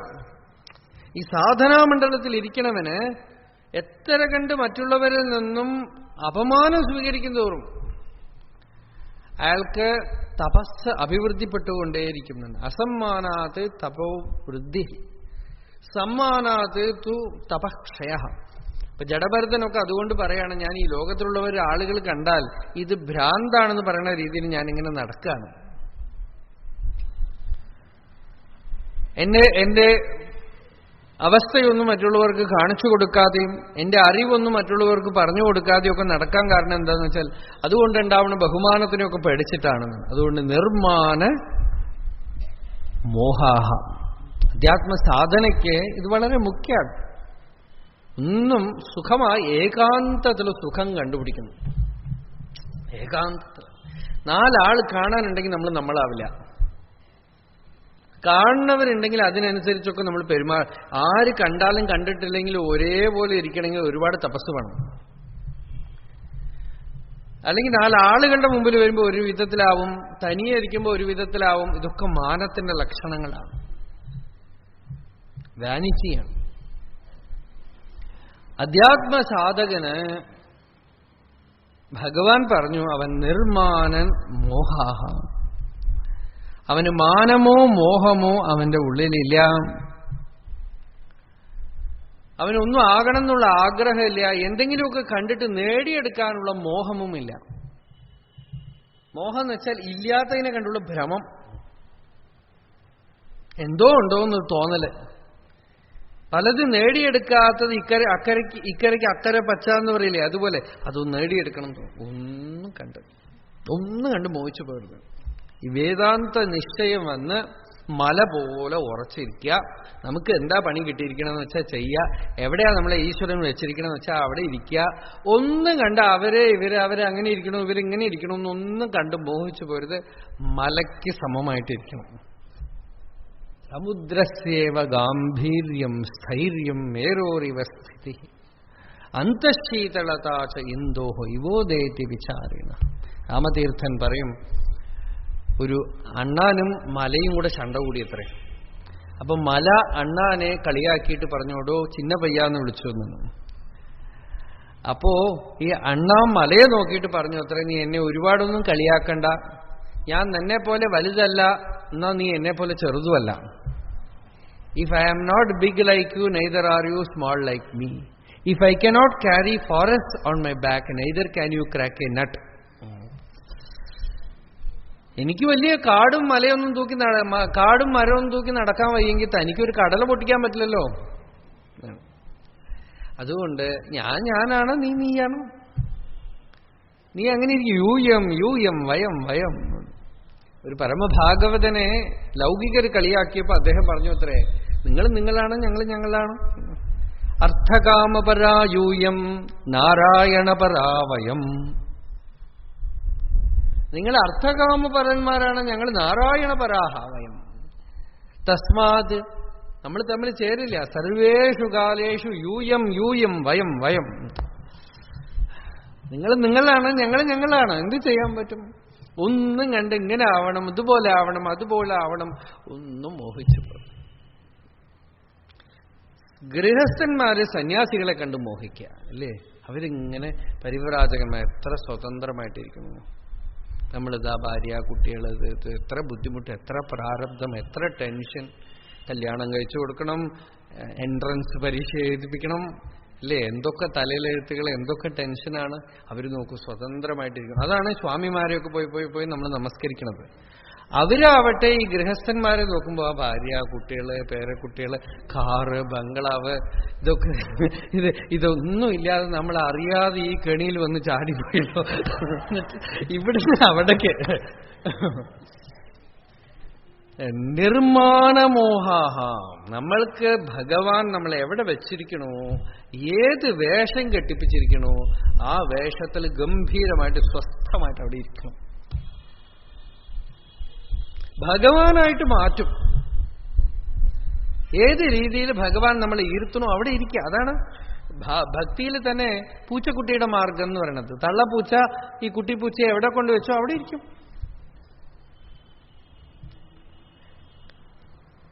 ഇനി തള്ളപ്പൂച്ച എവിടെ നിന്ന് എടുത്ത് സ്ഥലം മാറ്റണം. അതുപോലെ ആത്മനിഷ്ഠൻ അനങ്ങാതെ സ്വരൂപസ്ഥിതനായി ജ്ഞാനനിഷ്ഠനായിട്ട് എവിടെയാണെന്ന് വെച്ചാൽ അവിടെ ഇരിക്കുക. വേറെ ഒന്നും കണ്ട്, തന്റെ ധർമ്മമല്ലാതെ മറ്റൊന്നും കണ്ട് ചലിക്കപ്പെടാതിരിക്കുന്നതിന് പേരാണ് നിർമാണ മോഹ, വിഗതമോഹ. ഒന്നും കണ്ട് ചലിക്കാൻ പാടില്ല. നമ്മളാണ്, വേറെ ഒരാൾ ആവാനേ പറ്റില്ല. വേറെ ഒരാളെ കണ്ടിട്ട് അയാളെ പോലെ ആവണമെന്ന് വിചാരിച്ചാൽ നിങ്ങൾക്ക് ഭാവന ചെയ്യാനേ ഒക്കുള്ളൂ, ഒരിക്കലും സാധ്യമല്ല.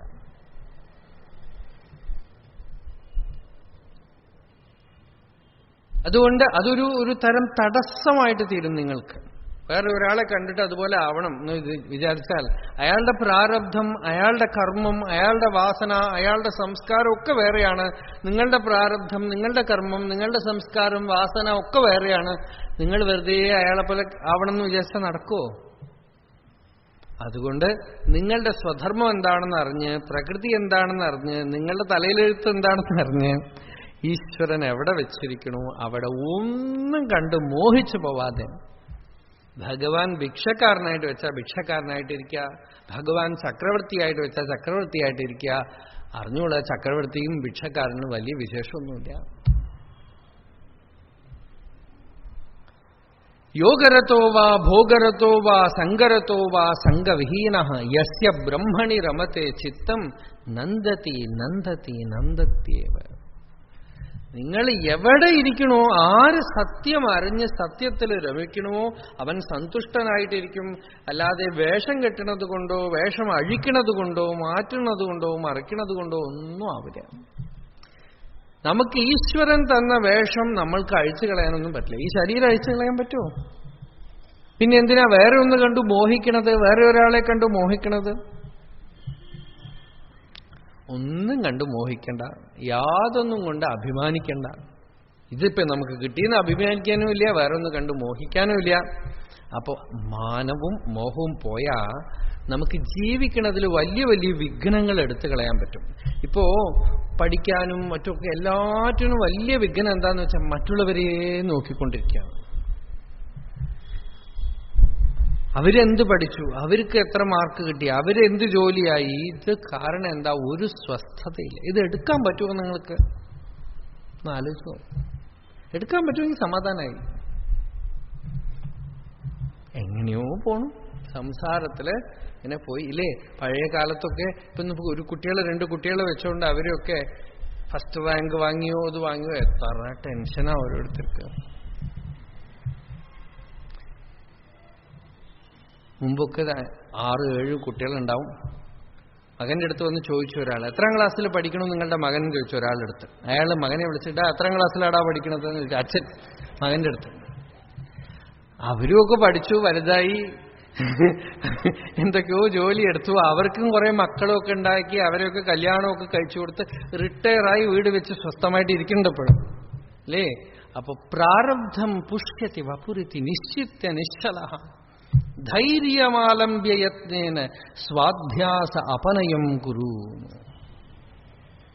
നമ്മൾക്ക് വേദാന്ത വിചാരം ചെയ്യണം എന്ന് പറയുമ്പോൾ അതിന് വലിയ വിഘ്നം എന്താന്ന് വെച്ചാൽ നമ്മളുടെ ജീവിതമൊക്കെ ആര് നോക്കും എന്നാണ് ചോദിക്കുന്നത്. അതിന് ശങ്കരാചാര്യർ പറഞ്ഞു, നിന്നെ ഗർഭത്തിലിരിക്കുമ്പോൾ നിന്നെ ഏതൊരു ഈശ്വരൻ നോക്കിയോ ആ ഈശ്വരൻ നിന്റെ ബർത്ത്ഡേയോടുകൂടെ ചത്തുപോയിട്ടൊന്നുമില്ല. അതുകൊണ്ട് പ്രാരബ്ധം പുഷ്യതി വപുരിതി നിശ്ചിത്യ നിശ്ചല. കുറെയൊക്കെ ചെയ്തോള, ലോകത്തിലേക്ക് നമ്മൾ ചെയ്യേണ്ട കാര്യങ്ങളൊക്കെ ചെയ്യില്ലേ. അതുപോലെ ഇലക്ട്രിക് ബില്ല് അടിക്കണോ, ബാങ്കിൽ പോകണു വരണു, കാര്യങ്ങൾ ചെയ്യണോ, ഓഫീസിൽ പോകണു, അതുപോലെ കാര്യങ്ങൾ ചെയ്തുള്ള. പക്ഷെ സീരിയസ്നെസ് ഒന്നും വേണ്ടെന്നാണ് പറയണത്. ഇതിൽ കൊണ്ടുപോയിട്ട് വലിയ ടെൻഷൻ അടിക്കാനൊന്നുമില്ല. ഈശ്വര നിയതി എങ്ങനെ നടത്തണോ അങ്ങനെ നടത്തിക്കൊണ്ടിരിക്കണോ, നടക്കണോ ലോകത്തില് എന്ന് ധൈര്യമാലംബ്യ, ഒരു ധൈര്യം ഉള്ളിൽ വരുത്തിയിട്ട് സ്വാധ്യാസ അപനയം കുരു, ആത്മവിചാരം ചെയ്ത് തന്നിൽ ആരോപിതമായ അവിദ്യയെ അങ്ങോട്ട് നീക്കി സ്വസ്ഥമാവാൻ വന്ന കാര്യം നോക്കൂ. വലിയ കാര്യം ചെയ്യാനുണ്ട്, അത് നോക്കാതെ ഇവിടെ അങ്ങോട്ടും ഇങ്ങോട്ടും തിരിഞ്ഞ് വേണ്ടാത്ത കാര്യമൊക്കെ ആലോചിച്ച് ടെൻഷൻ അടിച്ച് ചത്തുപോകുന്നു. പാവം ശിവശിവ. ഊന്താനം പറഞ്ഞു അല്ലേ, ശിവശിവ പാവം ചത്തുപോകുന്നു. അപ്പോഴേക്കും ചുട്ടു തിന്നുന്നു. ഈ ഈശ്വരൻ തന്ന ആയുസ് മുഴുവൻ ചുട്ടു തിന്നുന്നു അത്രേ. അതിനെയൊക്കെ വൃഥാവാക്കി കളയണോ എന്നാണ് ഈ ഭാരതഭൂമിയിലെ ആർഷഭാരത സംസ്കാരം എന്നൊക്കെ നമ്മൾ പറഞ്ഞിട്ട് അതിനകത്ത് വന്നിട്ട് ഇങ്ങനെയൊക്കെ നമ്മൾ കിടന്ന് പുഴുങ്ങണോ? കുറച്ചുകൂടെ സമാധാനമായിക്കൂടെ, ശാന്തായിക്കൂടെ? അപ്പൊ അതിനുള്ള വഴിയാണ് ഭഗവാൻ ഇവിടെ പറഞ്ഞത്, നിങ്ങൾ ഭാഗവതന്മാരാകണം. ഭാഗവതന്മാരാവാൻ എപ്പോ ഭാഗവതം പഠിച്ചാൽ പോരാന്നാണ്. ഭാഗവതം പഠിച്ചവർക്കൊക്കെ ഇപ്പൊ ടെൻഷനാണ്. അമേരിക്കയിൽ പോയി ഒരു സപ്താഹം നടത്തണം, ആഫ്രിക്കയിൽ പോയി ഒരു സപ്താഹം നടത്തണം. ഇനി ഇവിടുത്തെ സപ്താഹം കഴിയുമ്പോഴേക്കും അവിടെ സപ്താഹം തുടങ്ങണം. അതുകൊണ്ട് ഭാഗവതം പഠിച്ചത് കൊണ്ടൊന്നും രക്ഷപ്പെടില്ല. ഭാഗവതത്തിലെ ഒന്നുമില്ലെങ്കിൽ ഗീതയിലെ ഒരു ശ്ലോകം പഠിച്ചാൽ മതി, ഒരു ശ്ലോകം അറിഞ്ഞാൽ മതി. ഭാഗവതത്തിലത്തെ കാര്യങ്ങൾ അങ്ങോട്ട് ഗ്രഹിച്ച്, ഭാഗവതൻ വേറെ സപ്താഹക്കാരൻ വേറെ. സപ്താഹക്കാരൻ ഭാഗവതനാകണമെന്നൊന്നുമില്ല, ഭാഗവതൻ സപ്താഹക്കാരനായിട്ടിരിക്കണമെന്നുമില്ല. അതുകൊണ്ട് നിർമാനമോഹാഹ നിർഗതഃ മാനഃ ച മോഹഃ ച മാനമോഹൗ നിർഗതൗ ഏഭ്യഃ തേ നിർമാനമോഹ. ഇത് രണ്ടും എടുത്താ വലിയ തടസ്സം നീങ്ങുള്ളിൽ. ഞാനൊന്നുമല്ല പറഞ്ഞിട്ടുണ്ട്. ആരെങ്കിലും നിങ്ങളാരാ? ഞാനൊന്നുമല്ല.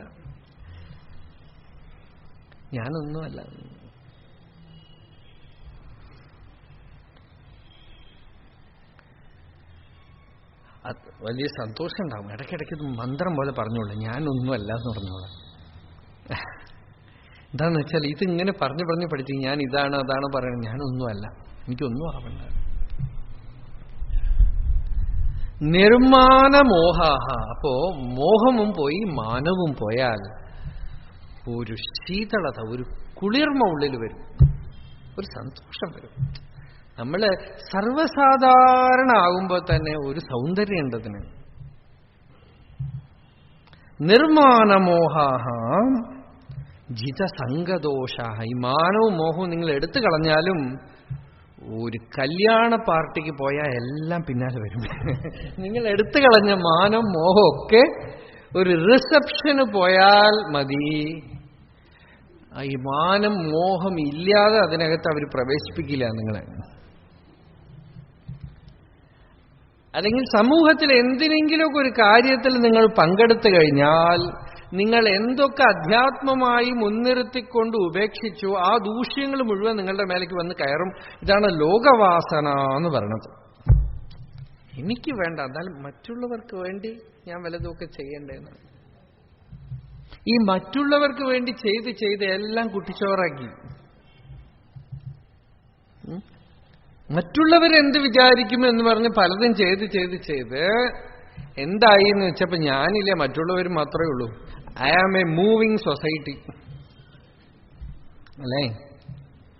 അപ്പൊ നിർമാനമോഹ ജിത സംഘദോഷ. നോക്കൂ, ഭഗവാൻ കരുണയോടെ പറയാണ് മാനവും മോഹം എടുത്തു കളയാം, എന്നിട്ട് ആരെടുത്തും പറ്റിക്കൂടരുതെന്ന്. ലോകം വിളിക്കുന്ന കാര്യങ്ങളിലേക്കൊക്കെ പോയിക്കൊണ്ടിരുന്നാൽ സമാധാനം ഉണ്ടാവില്ല. അതോ അറ്റ്ലീസ്റ്റ് ഒരു വയസ്സിന് ശേഷം തീരുമാനിക്കുക, ഇനി കല്യാണം കാതുകുത്തും ഒന്നുമില്ല, കല്യാണം കഴിച്ചവർ ഇവിടെ വന്ന് നമസ്കരിച്ചാൽ ആശീർവാദം ചെയ്യാം.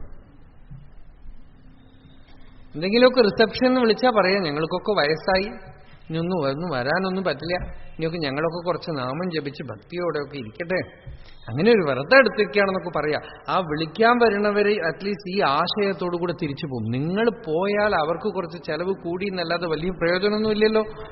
അതുകൊണ്ട് നിങ്ങൾ വരില്ല എന്ന് പറയുമ്പോൾ തന്നെ ഈ ഒരു ആശയവും കൊണ്ട് അവർ പോകും. ഇങ്ങനെ ഒരു ജീവിത പദ്ധതി ഉണ്ടെന്ന് വിളിക്കാൻ വരുന്നവരിൽ ആർക്കെങ്കിലുമൊക്കെ ഉള്ളിൽ തോന്നും. ആരും തെറ്റിദ്ധരിക്കില്ല. കുറെ കഴിയുമ്പോൾ അവർക്കറിയാം ഇതാണ് ഐഡിയൽ, ഇതാണ് ആദർശം.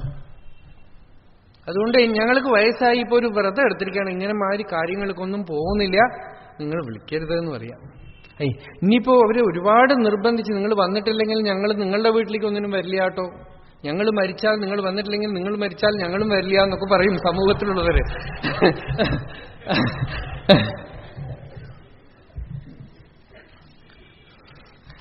അപ്പോ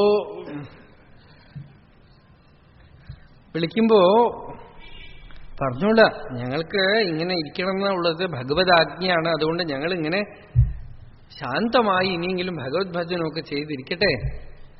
അല്ലല്ല, നിങ്ങൾ കല്യാണത്തിന് വരണം എന്നൊക്കെ പറഞ്ഞാൽ പറയാ ഞങ്ങൾക്ക് ഇതൊരു വ്രതമാണ്, ഈ വ്രതം ഭഞ്ജനം ചെയ്ത് ഞങ്ങൾ അങ്ങോട്ട് വന്നാൽ നിങ്ങൾക്ക് നല്ലതല്ല എന്ന് പറയും. പിന്നെ ആരും വിളിക്കില്ല, ഒരാളും നിർബന്ധിക്കില്ല. ഈ വ്രതഭഞ്ജനം ചെയ്ത് ഞങ്ങൾ അങ്ങോട്ട് വന്നാൽ നിങ്ങൾക്ക് അത്ര നല്ലതല്ല. ഇങ്ങനെ പല കാര്യങ്ങളുണ്ട്. അപ്പോ ഇതൊക്കെ പതുക്കെ അങ്ങനെ സമൂഹത്തിന്റെ ചില സുഖക്കേടുകളൊക്കെ ഉണ്ട്. അതിന്റെ ബാക്ടീരിയ അവിടെ ഇങ്ങനെ വൈറസ് അവിടെ ഉണ്ടാവും. അത് നിങ്ങൾ വിട്ടുപോയാലും ഇപ്പൊ ജലദോഷമൊക്കെ നമ്മളടുത്ത് ചോദിച്ചിട്ടല്ലോ ഉള്ളിൽ കയറുക അല്ലേ?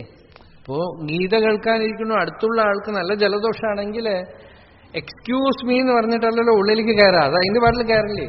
അതുപോലെ സംഘദോഷം താനേ വന്നു പോകും. അതുകൊണ്ടാണ് പറയുന്നത് സത്സംഗത്തിൽ ഇരുന്ന് ഒരു ഇമ്മ്യൂണിറ്റി ഉണ്ടാവണം, അപ്പോഴാണ് ദുസ്സംഗത്തിന്റെ ബലം പോയി കിട്ടുള്ളൂ എന്നാണ്. ഇതൊക്കെ it is more factual and real than any physical science. വൈരാഗ്യപുരുഷന്മാർ, മഹാപുരുഷന്മാർ, യതിശ്രേഷ്ഠന്മാരായ സന്യാസികൾ അവരുടെ സംഘത്തിലൊക്കെ ഇരുന്നാൽ കുറച്ച് ഗൃഹസ്ഥാശ്രമത്തിൽ ഒരു ഈ ലൂബ്രിക്കേഷൻ പോലെ ഉണ്ടാവും. അല്ലെങ്കിൽ ഇവിടെ ഈ പണം, പെരുമ, കല്യാണം, പേരക്കുട്ടികൾ, ബാങ്ക് ഡെപ്പോസിറ്റ്, പെൻഷൻ, ഇങ്ങനെ ചിന്തിച്ച് എന്തിനു കൊള്ളും? ആലോചിച്ച് നോക്കൂ, ജീവിതം എന്തിനു കൊള്ളും? ഭക്തിയില്ല, ജ്ഞാനമില്ല, വൈരാഗ്യമില്ല, ശാന്തിയില്ല, തപസ്സില്ല, ഭഗവതാരാധനാലക്ഷണമായ ധർമ്മമില്ല. ഇങ്ങനെയുള്ള ഈ സമൂഹത്തിന്റെ ഒരുതരം വിഭ്രാന്തമായ ഒരു അന്തരീക്ഷത്തിൽ തന്നെ ഇരുന്നു കൊണ്ടിരിക്കുന്നത് ഒരു തരത്തിലൊരു രോഗമാണ്. അത് പ്രകൃതിയുമല്ല, നാച്ചുറലുമല്ല. നമ്മൾ വിചാരിക്കുന്നത് അത് നാച്ചുറലാണെന്നാണ്. മൃഗങ്ങളൊന്നും അങ്ങനെ നമ്മളെപ്പോലെ അല്ലല്ലോ. Society itself is unnatural. അതുകൊണ്ട് സൊസൈറ്റി നാച്ചുറലാണെന്ന് നിങ്ങൾ വിചാരിക്കണം. കുറെ ഭ്രാന്തന്മാർ കൂടിയാ ഭ്രാന്തായിട്ടിരിക്കുന്നതാണ് വാസ്തവമായി സ്ഥിതിന്ന് ഇലക്ഷൻ വെച്ച് ജയിച്ചു എന്ന് പറഞ്ഞിട്ട് അത് ഭ്രാന്തി ശരിയാവുമോ? സൊസൈറ്റി എന്ന് പറയുന്നത് തന്നെ അൺനാച്ചുറലാണ്. നിങ്ങളുടെ ആർട്ടിഫിഷ്യൽ സയൻസ് മുഴുവൻ അൺനാച്ചുറലാണ്. സ്കൂൾ അൺനാച്ചുറലാണ്, ആസ്പത്രി അൺനാച്ചുറലാണ്. കാരണം ഒരു മൃഗവും നമ്മളെപ്പോലെ ഇതൊന്നും ആവശ്യമില്ലാതെ സ്വതന്ത്രമായി എത്ര ഗംഭീരമായിട്ടിരിക്കണം നോക്കൂ. നമ്മൾക്ക് ഇതുകൊണ്ടൊക്കെ അച്ചീവ്മെന്റ് ആണോ ഉണ്ടായത്, ലോസ് ആണോ ഉണ്ടായത്? നമ്മൾക്ക് ഭയം, ജീവിക്കാൻ ഭയം, ഫ്യൂച്ചറിനെ ഭയം, എന്തൊക്കെ ഭയല്ലേ. നമ്മളെ ഈ ലൗകിക സുഖം എന്ന് പറയുന്നത് ഈ മൃഗങ്ങൾക്കും പക്ഷികൾക്കും ഒക്കെ ഉണ്ടല്ലോ. പക്ഷെ എത്രയോ അവർക്ക് ഇതൊന്നും ഇല്ലാതെ വരികയുണ്ടല്ലോ. നമ്മളെ പോലെ ഒരു കാക്കയോ നായോ ചുമച്ചോണ്ട് ജലദോഷമായിട്ട് നടക്കുന്നത് ഞാൻ കണ്ടിട്ടില്ല. നിങ്ങൾ കണ്ടിട്ടുണ്ടോ? ആലോചിച്ച് നോക്കൂ, പശു, നായ ഒരു കർച്ചീഫും വെച്ചുകൊണ്ട് നടക്കുക. ഞാൻ തമാശ പറയാൻ വേണ്ടി പറയണതല്ല, അതിന്റെ സീരിയസ്നെസ്, ഗൗരവം ഒന്ന് ആലോചിച്ച് നോക്കൂ. എത്ര പക്ഷികളുണ്ട് അല്ലേ? പനിച്ചു കിടക്കുക ഒരു പക്ഷി, ഇന്ന് ലീവ് ഇല്ല. നേരം വെളിച്ചായ അത് ഇങ്ങനെ കീച്ചി കൂച്ചി വാതിന. സൂര്യൻ ഉദിക്കുന്ന സമയത്തുള്ള ഒരു ഹർഷം അന്തരീക്ഷത്തിൽ തുള്ളിക്കൊണ്ടില്ലേ. നമ്മൾ നോക്കുന്നത് ഓക്കാനം വരും ഉറങ്ങി എണീറ്റ് വരുന്ന ആളുകളൊക്കെ ഉണ്ടാവും. കുളിച്ച് സകല അലങ്കാരം ചെയ്തില്ലെങ്കിൽ വൃത്തികേട് അല്ലേ. അവർക്ക് ഇത് എവിടുന്ന് വരണു? അപ്പോ നിങ്ങൾക്ക് ഈ സന്തോഷമായി ആനന്ദമായിട്ട് ഇരിക്കാൻ നിങ്ങൾക്ക് ഈ അറിവൊന്നും ആവശ്യമില്ല. വേദാന്തം എന്ന് പറയുന്നത് ശരിക്കും ഒരു അറിവല്ല, അറിവ് കൊണ്ട് നിങ്ങൾക്കുണ്ടായ ദൂഷ്യത്തിനുള്ള മറുമരുന്നാണ്. നിങ്ങൾക്ക് അറിവ് കൊണ്ട് ഒരു പ്രയോജനം ഉണ്ടായിട്ടില്ല, അറിവ് കൊണ്ട് ദൂഷ്യം ഉണ്ടായിട്ടുള്ളൂ. ഇനിയിപ്പോൾ അത് എടുത്തു കളയാനൊന്നും പറ്റില്ല. കാരണം നമ്മൾ ഒരുപാട് നടന്നു കഴിഞ്ഞു ഇടയ്ക്ക്. നമ്മളുടെ കുട്ടികളൊക്കെ ജനിക്കുന്നത് തന്നെ ഈ അറിവിന്റെ ഒരു മണ്ഡലത്തിന്റെ ഉള്ളിലാണ്. അതുകൊണ്ട് ആ ദൂഷ്യത്തിനൊരു ആന്റിഡോട്ടാണ് വേദാന്തം. നിങ്ങൾക്ക് ഈ അറിവൊന്നും നിങ്ങൾക്ക് ഇല്ലെങ്കിൽ ഈ മരുന്നേ വേണ്ട. കൊച്ചുകുട്ടികൾക്കൊന്നും പോയിട്ട് ഇതിപ്പോ പറഞ്ഞ് കൊടുക്കേണ്ട ആവശ്യമില്ല. അവർ സന്തോഷമായിട്ടിരിക്കണം. ഇതൊരു മറുമരുന്നാണത്. അപ്പൊ സംഘം കൊണ്ടുവരുന്ന ദൂഷ്യം എന്ന് പറയുന്നത് നിങ്ങൾ ആത്മവിചാരം കൊണ്ടും വേദാന്ത വിചാരം കൊണ്ടും ഭക്തി കൊണ്ടും ഒക്കെ നേടിയെടുത്തതൊക്കെ തന്നെ കുറെ നേരത്തേക്ക് സമൂഹത്തിൽ പോയി ഇരുന്നാൽ പോയി പോകും. ധൈര്യച്യുതിം കുർമി. കാമദേവൻ കുമാരസംഭവത്തിൽ പറയാണ്, ശിവനെ പോലും ഞാൻ ധൈര്യം ഇല്ലാതാക്കി കളയുന്ന. ധൈര്യച്യുതിം കുർമി പിനാകബാണേഹൻ. അത് സമൂഹത്തിന്റെ വാക്കാണത്. അത് നിങ്ങൾ കുറെ ആളുകൾ കൂടി ഇരുന്നാൽ പരസ്പരം പറയുമ്പോൾ എന്തൊക്കെ പറഞ്ഞാലും ഞാൻ ബ്രഹ്മമാണ്, ആത്മാവാണ്, എനിക്ക് ജനനമില്ല, ശരീരമില്ല എന്നൊക്കെ പറയും. അത് കഴിഞ്ഞ് ലെക്ചർ കഴിഞ്ഞ് പോകുമ്പോൾ കണ്ട ഒരു BP-യുടെ ലക്ഷണം ഉണ്ടല്ലോ എന്ന് പറഞ്ഞാൽ മതി. പേടിയായി. ഷുഗർ ഉണ്ടെന്ന് തോന്നുന്നു, കുറച്ച് ഷൂട്ടപ്പ് ആയിട്ടുണ്ടോ എന്ന് തോന്നുന്നു. നാളെ ഏതെങ്കിലും ആസ്പത്രിയിൽ നിങ്ങൾ പോയി നിൽക്കും. ഇതേ എന്താന്ന് വെച്ചാൽ വ്യവഹാരത്തില് ഇതിവിടെ ഉണ്ടാവും. അപ്പോ ജിതസംഘദോഷാഹ, സംഘം കൊണ്ടുവരുന്ന ദോഷമുണ്ടല്ലോ അതിനെ അതിജീവിക്കേണ്ടിയിരിക്കണു എന്നാണ്. അധ്യാത്മസാധകൻ സംഘത്തിൽ നിന്ന് അകന്നിരിക്കണം. അതിനെന്ത് വേണം? അധ്യാത്മനിത്യാഹം. ഭഗവാൻ പറഞ്ഞു, വെറും ബാഹ്യമായ ഓക്സിലിയറി പ്രാക്ടീസസ് മാത്രം പോരാ, സെന്ററിൽ മുഖ്യമായി ഞാൻ എന്ത് ചെയ്യണം? അധ്യാത്മനിത്യാഹം, ആത്മധ്യാനം ചെയ്യണം. മനസ്സ് ലോകത്തുനിന്ന് വിട്ടു, വിഷയങ്ങളിൽ നിന്ന് വിട്ടു. പിന്നെ അതിനെ പിടിച്ച് എവിടെ ഇരുത്തും? ആത്മാവിൽ ഇരുത്തണം. ആത്മധ്യാനം ചെയ്യണം, സമാധി സുഖം അനുഭവിക്കണം. അല്ലെങ്കിൽ അതിങ്ങനെ അലഞ്ഞുകൊണ്ടിരിക്കും. വെറുതെ ബാഹ്യമായ നിഷ്ഠ മാത്രം പോരാ, ഈ സമാധി സുഖം അനുഭവിക്കണം. അന്തരംഗത്തിലുള്ള ആ ഒരു ട്രഷർ ഹൗസ് തുറക്കണം.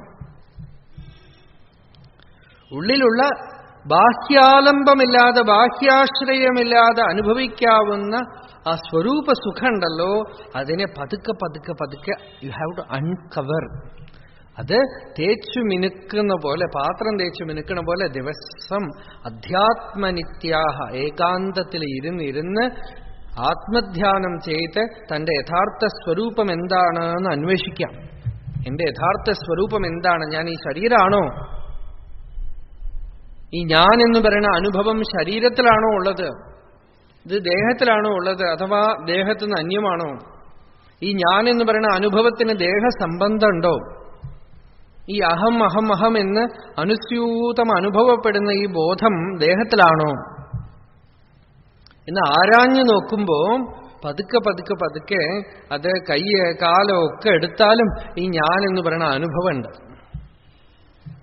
ഈ ഞാൻ എന്ന് പറയുന്ന അനുഭവം സ്വപ്നത്തിലുമുണ്ട്. ഇനി ആരായുമ്പോ സുഷുപ്തിയിലുമുണ്ട്. ഈ ഞാൻ എന്ന് പറയുന്ന അനുഭവത്തിന്റെ സ്വരൂപം എന്താണ്? പതുക്കെ മനസ്സിനെ കൊണ്ടുവന്ന് ഈ അഹം എന്നുള്ള അനുഭവത്തിൽ നിർത്തുക. ഒരു സുഖകരമായ അനുഭവം, അതും ഇതുമായിട്ട് നിൽക്കാതെ ഈ എന്തുണ്ടോ അതായിട്ട് ഇരിക്കുക. ഞാൻ ഇതാണ്, ഞാൻ അതാണ് എന്ന് പറഞ്ഞ് മനസ്സിങ്ങനെ കഥകൾ എഴുതിക്കൊണ്ടേയിരിക്കും. ആ കഥകളുടെ പുറകെ ഒന്നും പോവാതെ കേവലമായി ഇരുപ്പ് ഉണ്ട്, എക്സിസ്റ്റൻസ് ഉണ്ട്. ഒരു ചുമ്മാ ഇരു. இல்லையா? தமிழ்ல சித்தர்கள்லாம் கொடுத்த உபதேசம் அதே ஒரு உபதேசம் தான், சும்மா இரு.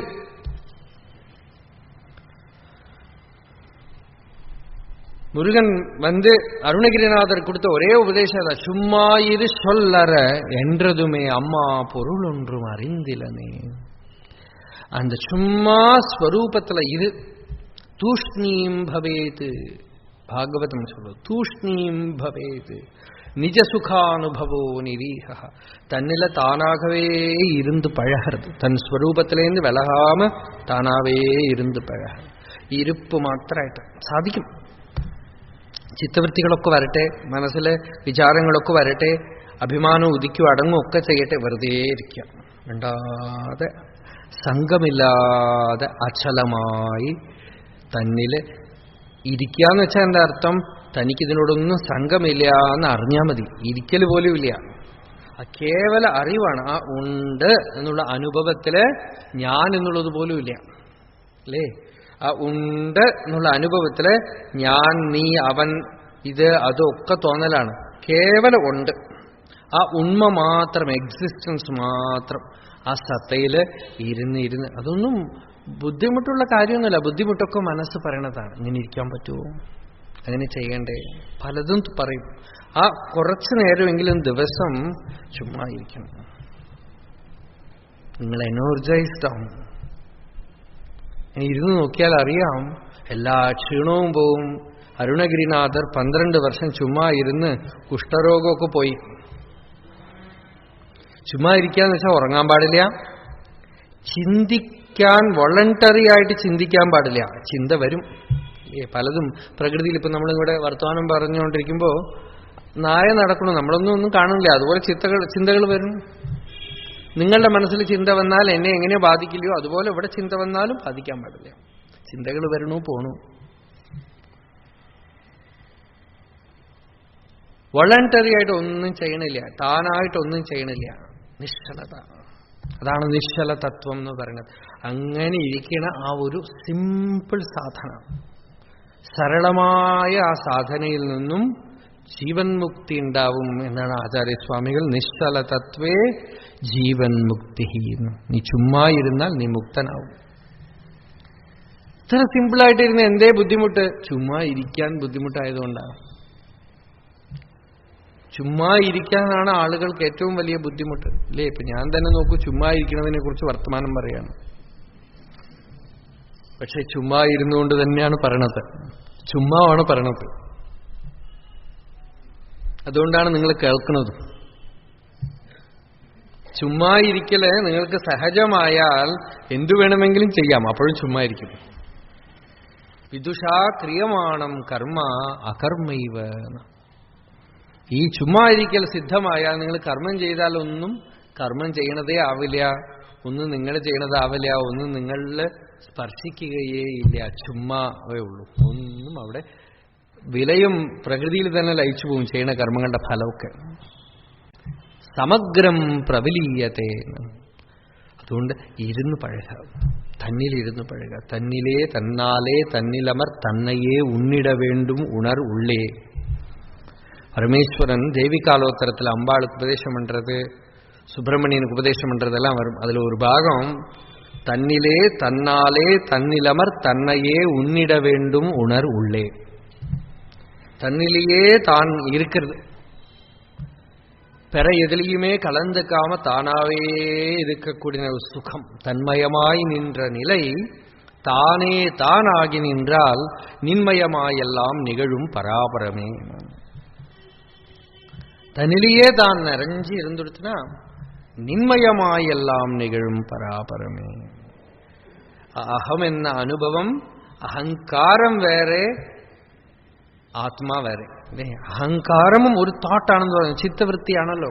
അതിനോടും കൂട്ടു നിൽക്കാതെ ഇരുന്നാൽ എന്തുണ്ടോ അതിന് ആത്മാ എന്ന് പേര്.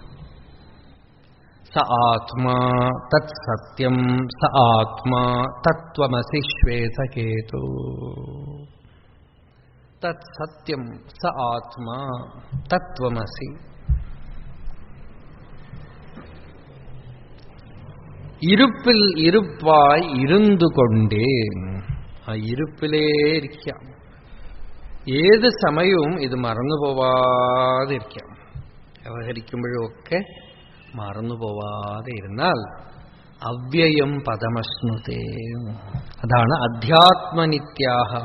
അങ്ങനെ ഇരിക്കാൻ എന്താ തടസ്സം? കാമനകളാണ്. അങ്ങനെ ആത്മധ്യാനം എന്ന് വെച്ചാൽ നകിഞ്ചിതപി ചിന്തയേത്. അല്ലാതെ ആത്മാ എന്ന് പറഞ്ഞ ഒരു പദാർത്ഥത്തിനെ ധ്യാനിക്കലല്ല.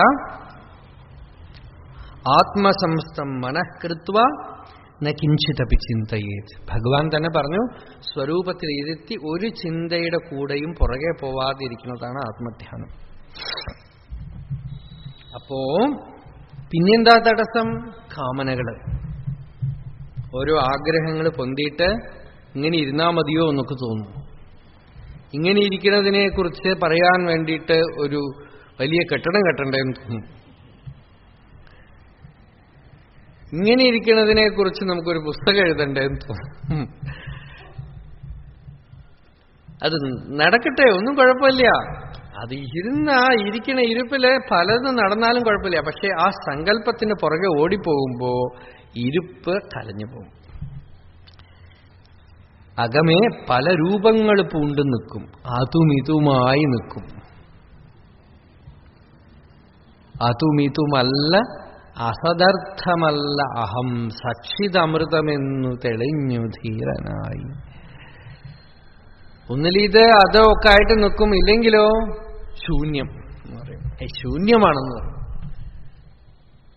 അസദർത്ഥമല്ല, ശൂന്യമല്ല, സച്ചിതമൃതമെന്നു തെളിഞ്ഞു ധീരനായി. ഉണ്മ, ഇരുപ്പ്, എക്സിസ്റ്റൻസ്, അത് ചിത് ആനന്ദസ്വരൂപമാണ്. ശാന്തി അതിന്റെ സ്വരൂപമാണ്. It's solid experience, solidified knowledge. പ്രജ്ഞാനം, പ്രജ്ഞയാണത്. അതിൽ സന്ദേഹലേശമില്ല. ഇത് അറിഞ്ഞ തത്വവിത്തിന് ഒരു സംശയവുമില്ല. ഇനിയിപ്പോൾ അയാൾക്ക് മനസ്സിന്റെയോ ശാസ്ത്രത്തിന്റെയോ പുസ്തകത്തിന്റെയോ പുറമേ നിന്ന് എന്തെങ്കിലും പ്രമാണത്തിന്റെയോ ആവശ്യമേ ഇല്ല. അത്ര കണ്ട് പ്രകാശമാനമായ പ്രമാണമാണ് സ്വാനുഭൂതി എന്ന് പറയുന്നത്. അതിന് പുറത്തൊന്നും ഒരു പ്രമാണവും വേണ്ട. അയാള് സാധനാബലാശ്രയമുള്ളവനല്ല. സാധാരണ ആളുകളൊക്കെ ലോകത്തിലെ എല്ലാം സാധനാബലാശ്രയമാണ്. ഇപ്പോ ചളിയായ കുളിക്കണ പോലെ മനസ്സ് അശാന്തമായ ഒത്തിരി ധ്യാനമൊക്കെ ചെയ്ത് ശരിയാക്കും യോഗി. ജ്ഞാനിക്ക് അത് വേണ്ട. എന്താന്ന് വെച്ചാൽ അയാൾ മനസ്സിനെയും ആശ്രയിച്ചിട്ടില്ല. കളങ്കപ്പെടാത്ത പൂർണ്ണത്തിൽ നിന്നവനാണ്. ഇതൊക്കെ അഭിമാനമല്ല. ഇത് ഇങ്ങനെ അഭിമാനിക്കാൻ പറ്റില്ല. ഇത് അഭിമാനിച്ചാൽ അതൊരു ദൂഷ്യാവും. അത് വാസ്തവമായ സത്യത്തിനെ ദർശിച്ചവന്റെ സ്ഥിതിയാണ്. അതുവരയ്ക്കും ഈ അധ്യാത്മനിത്യനായിട്ട് കഴിഞ്ഞോളണം. ഇടയ്ക്കിടയ്ക്ക് ഏകാന്തത്തിനെ ആശ്രയിച്ച് ഏകാന്തത്തിലിരുന്ന് ധ്യാനം ചെയ്യണം. മഹാപുരുഷന്മാരൊക്കെ ജീവൻ മുക്തന്മാരായി പരമഹംസന്മാരായി ലോകത്തിൽ വ്യവഹരിക്കുന്നവർ പോലും ഏകാന്തത്തിൽ ആശ്രയിച്ച് ധ്യാനം ശീലിച്ചിട്ടുണ്ട്. വലിയ വലിയ യോഗികളൊക്കെ പോലും ലോകപ്രവർത്തനം ചെയ്തിട്ട് സംഘദോഷം കാരണം വിഷമിച്ചിട്ടുണ്ട്. വിവേകാനന്ദ സ്വാമികളെ പോലെയുള്ള യോഗികളൊക്കെ തന്നെ ഒരുപാട് വിഷമിച്ചിട്ടുണ്ട്. പാശ്ചാത്യ ദേശത്തൊക്കെ പോയിട്ട് അദ്ദേഹം പറഞ്ഞു, എനിക്ക് ധ്യാനിക്കാൻ പറ്റണില്ല, നിങ്ങളെയൊക്കെ കണ്ടാൽ തന്നെ എനിക്ക് ദേഷ്യം വരണമെന്നൊക്കെ അദ്ദേഹത്തിന്റെ ശിഷ്യന്മാരോടൊക്കെ പറഞ്ഞു. നിങ്ങളൊക്കെ കാരണം നിങ്ങളെയൊക്കെ ഉദ്ധരിക്കാമെന്ന് പറഞ്ഞ് ഞാൻ വന്നിട്ട് എന്റെ ധ്യാനം പോലും എനിക്ക് നഷ്ടപ്പെട്ടു പോണു. ഞാൻ ആ പഴയ സന്യാസിയുടെ ജീവിതം തലമുണ്ടനം ചെയ്ത് കാഷായവുമായി ഭിക്ഷാപാത്രവുമായി നടന്ന ആ നാളുകൾ എനിക്ക് ഓർമ്മ വരണു. തിരിച്ചങ്ങോട്ട് പോവാൻ ഞാൻ വേമ്പുകയാണ്. ഈ പ്രസംഗവും ഈ പഠിപ്പിക്കലും ലോകം മുഴുവൻ നടക്കലും ഒക്കെ എനിക്ക് വെറുത്തുപോയിരിക്കണം എന്നൊക്കെ പറയണം. എന്താണെന്ന് വെച്ചാൽ അത് സ്വഭാവമാണ്, പ്രകൃതി. അദ്ദേഹത്തിന്റെ കത്തുകളിൽ നോക്കൂ, കത്തുകൾ എപ്പിസിൽസിൽ തന്നെ നിങ്ങൾക്ക് കാണാം വൈരാഗ്യം. അതായത് സമൂഹത്തിൽ കലങ്ങിക്കഴിഞ്ഞാൽ കാരുണ്യം എന്നൊക്കെ നിങ്ങൾ പറയും. ആ കാരുണ്യം എന്നൊക്കെ നിങ്ങൾ പറഞ്ഞാൽ അത് അവിദ്യയാണ്. നിങ്ങൾ ആരാ കാരുണ്യം കാണിക്കാൻ? അല്ലേ, നിങ്ങളാരാ കാരുണ്യം കാണിക്കാൻ? ഈശ്വരനില്ലാത്തൊരു കാരുണ്യം ഇപ്പൊ നിങ്ങൾക്ക് വന്നുപോയോ? ആര് സൃഷ്ടിസ്ഥിതി സംഹാരാദി മൂലകർത്താവോ ആ ഭഗവാനില്ലാത്തൊരു കാരുണ്യാണ് ഇപ്പൊ ഒരു സമൂഹ പ്രവർത്തകന് വന്നത്. അല്ലേ, ഇതൊക്കെ ഇപ്പൊ നിങ്ങൾക്ക് രക്ഷപ്പെടാൻ ഒരു വഴിയായിട്ട് വേണമെങ്കിൽ ചെയ്യാന്നല്ലാതെ ലോകം നന്നാക്കാനൊന്നും പറ്റില്ല. പക്ഷെ അതിനകത്ത് പോയി മനസ്സങ്ങോട്ട് വീണുപോയി കഴിയുമ്പോ സമാധാനമൊക്കെ നഷ്ടപ്പെട്ട് നില കൊലഞ്ഞു പോയി കളയും. അതാണ് സംഘദോഷം എന്ന് പറഞ്ഞത്. അത് കുടുംബത്തിൽ വീണാലും പോവും, സമൂഹത്തിൽ വീണാലും പോവും. ഒരു അധ്യാത്മമായിട്ടൊരു സംഘം ഉണ്ടാക്കി അതിനകത്ത് വീണാലും പോവും. എല്ലാ മഹാപുരുഷന്മാർക്കും ആ വിഷമം ഉണ്ടായിട്ടുണ്ട്. പല മഹാത്മാക്കളും അവര് ചെയ്യുന്ന പ്രവർത്തനങ്ങൾ ഉണ്മയാണെന്ന് കരുതി അതിൽ പെട്ടിട്ട് സമാധാനം പോയിട്ടുണ്ട്. പക്ഷെ ജ്ഞാനികളായവര് കണ്ട് മനസ്സിലാക്കിയതെന്ന് പുറത്തു പോകും. ഇതൊക്കെ തനി ഹമ്പക്കാണെന്ന് പറഞ്ഞ് എഴുതി അവസാനം വിവേകാനന്ദ സ്വാമികൾ കത്തിൽ അദ്ദേഹം എഴുതിയിട്ടുണ്ട്, ഞാൻ ഈ ലോകത്തിന് ടീച്ചറായതും ലോകത്തിനെ ഉദ്ധരിക്കാനും പറഞ്ഞു ഇത് മുഴുവൻ അസത്യമാണ്, ഇതൊക്കെ മായയാണ്, ഇതൊന്നുമില്ല. രാമതീർത്ഥൻ എഴുതി, അതിനേക്കാളും ഗംഭീരമായിട്ട് രാമതീർത്ഥൻ എഴുതി, നിങ്ങൾ ഈ ബുദ്ധനെയും ക്രിസ്തുവിനെയും ഒന്നും വിശ്വസിക്കണ്ട. അങ്ങനെ തന്നെ എഴുതി അദ്ദേഹം. ഈ ബുദ്ധനും ക്രിസ്തുവും ഒക്കെ സത്യമാണെങ്കിൽ അവർ ഇന്നേ കൊണ്ട് ലോകമൊക്കെ എന്നോ ഉദ്ധരിച്ചിരിക്കണം. ആയിരക്കണക്കിന് കോടിക്കണക്കിന് ബുദ്ധന്മാരെയും ക്രിസ്തുക്കളെയൊക്കെ അവരുണ്ടാക്കിയിരിക്കണം. അവരെ കൊണ്ടൊന്നും സാധിച്ചില്ല. ഒരു മനുഷ്യനും ഇവിടെ ഈ പ്രകൃതിയെ മാറ്റിക്കളയാൻ പറ്റില്ല. പ്രവൃത്തിയൊക്കെ ഈശ്വരന്റെ ആണ്. നീ വന്നു സത്യം അറിഞ്ഞ് കണ്ടുപോയിടേണം. നീ സത്യമറിഞ്ഞ് നീ വിമുക്തനാവുക. നീ സ്വതന്ത്രമായ അനുഭവസ്ഥിതിയിൽ നിന്ന് പോവുക. അല്ലാതെ ഇവിടെ വലിയ ആൾ കളിച്ച് ഡ്രാമയൊക്കെ കളിച്ച് നിനക്ക് കുറച്ച് ഫോളോവേഴ്സ് ഉണ്ടാവും എന്നല്ലാതെ വലിയ പ്രയോജനമൊന്നുമില്ല. എന്റെ കൂടെ കുറെ ആളുകൾ ഉണ്ടാവും ജയ് വിളിക്കാൻ. ഈ ജയ് വിളിക്കുന്നതൊക്കെ സത്യമാണ്. അവർക്ക് വല്ല ചില്ലുവാനം കിട്ടുന്നതുകൊണ്ടാണ് അവർ ജയ് വിളിക്കുന്നതേ. അത് ഒന്നും കാര്യമില്ല. എന്തെങ്കിലും സുഖം അല്ലേ? ദേവതകളൊക്കെ അങ്ങനെയാണ്. ആളുകൾക്കൊക്കെ എന്തെങ്കിലും ഒരു സുഖം കൊടുത്തു കഴിഞ്ഞാൽ ഇവർ ദേവതകളുടെ പുറകെ നടക്കും. സ്വാതന്ത്ര്യമില്ല. സ്വാതന്ത്ര്യം ആത്മജ്ഞാനം കൊണ്ടേ സ്വാതന്ത്ര്യമുള്ളൂ. സ്വരൂപജ്ഞാനം കൊണ്ടേ സ്വാതന്ത്ര്യമുള്ളൂ. സ്വരൂപാനുഭവത്തിലേ സ്വാതന്ത്ര്യമുള്ളൂ. നമ്മൾ ആരും ഈശ്വരൻ ഒരാളെയും ഇവിടെ നിയോഗിക്കുകയോ ഒരാളെ അയച്ചു വിട്ടിട്ട് നീ ലോകം നന്നാക്കുമെന്ന് പറയുകയോ ഇതുപോലത്തെ വിഡിത്തൊന്നും ഭഗവാനില്ല. ഇതൊക്കെ ഈ മനുഷ്യനെ പോലെ ബുദ്ധിയില്ലാത്ത ജന്തുക്കളെ പറയുള്ളൂ. ഒരു മൃഗവും ഇങ്ങനത്തെ വിഡിത്തൊന്നും പറയില്ല. പക്ഷികളൊക്കെ നമ്മളെക്കാൾ ഇന്റലിജന്റ് ആണ്, ബാക്കിയുള്ള മൃഗങ്ങളൊക്കെ നമ്മളെക്കാൾ ഇന്റലിജന്റ് ആണ്. അതുകൊണ്ടാണ് അവർക്കൊന്നും മതമോ ഒന്നും ആവശ്യമില്ല. അവർക്ക് ആസ്പത്രി ആവശ്യമില്ല, അവർക്ക് സ്കൂൾ ആവശ്യമില്ല, അല്ലേ? അപ്പൊ എന്ന് വെച്ചാൽ നമ്മൾ മൃഗമാവാൻ പറ്റുമോ? മൃഗമാവാൻ പറ്റില്ല. അതൊക്കെ കടന്നു വന്ന് നമ്മളുടെ ഉള്ളിൽ മനസ്സെന്ന് പറയുന്ന ഒരു ശക്തി വികസിച്ചു. ഇനിയിപ്പോ അങ്ങോട്ട് പോകാനേ പറ്റുള്ളൂ, ഇങ്ങോട്ട് പോകാൻ പറ്റില്ല. ഇനി പോണെങ്കിൽ ഒരു വഴിയേ ഉള്ളൂ, നിങ്ങൾ ഈശ്വരനാവണം. നിങ്ങൾക്ക് മൃഗമാവാൻ പറ്റില്ല. 2 സ്റ്റേജേ ഉള്ളൂ. Either you are N animal or you are God. In between you are a man.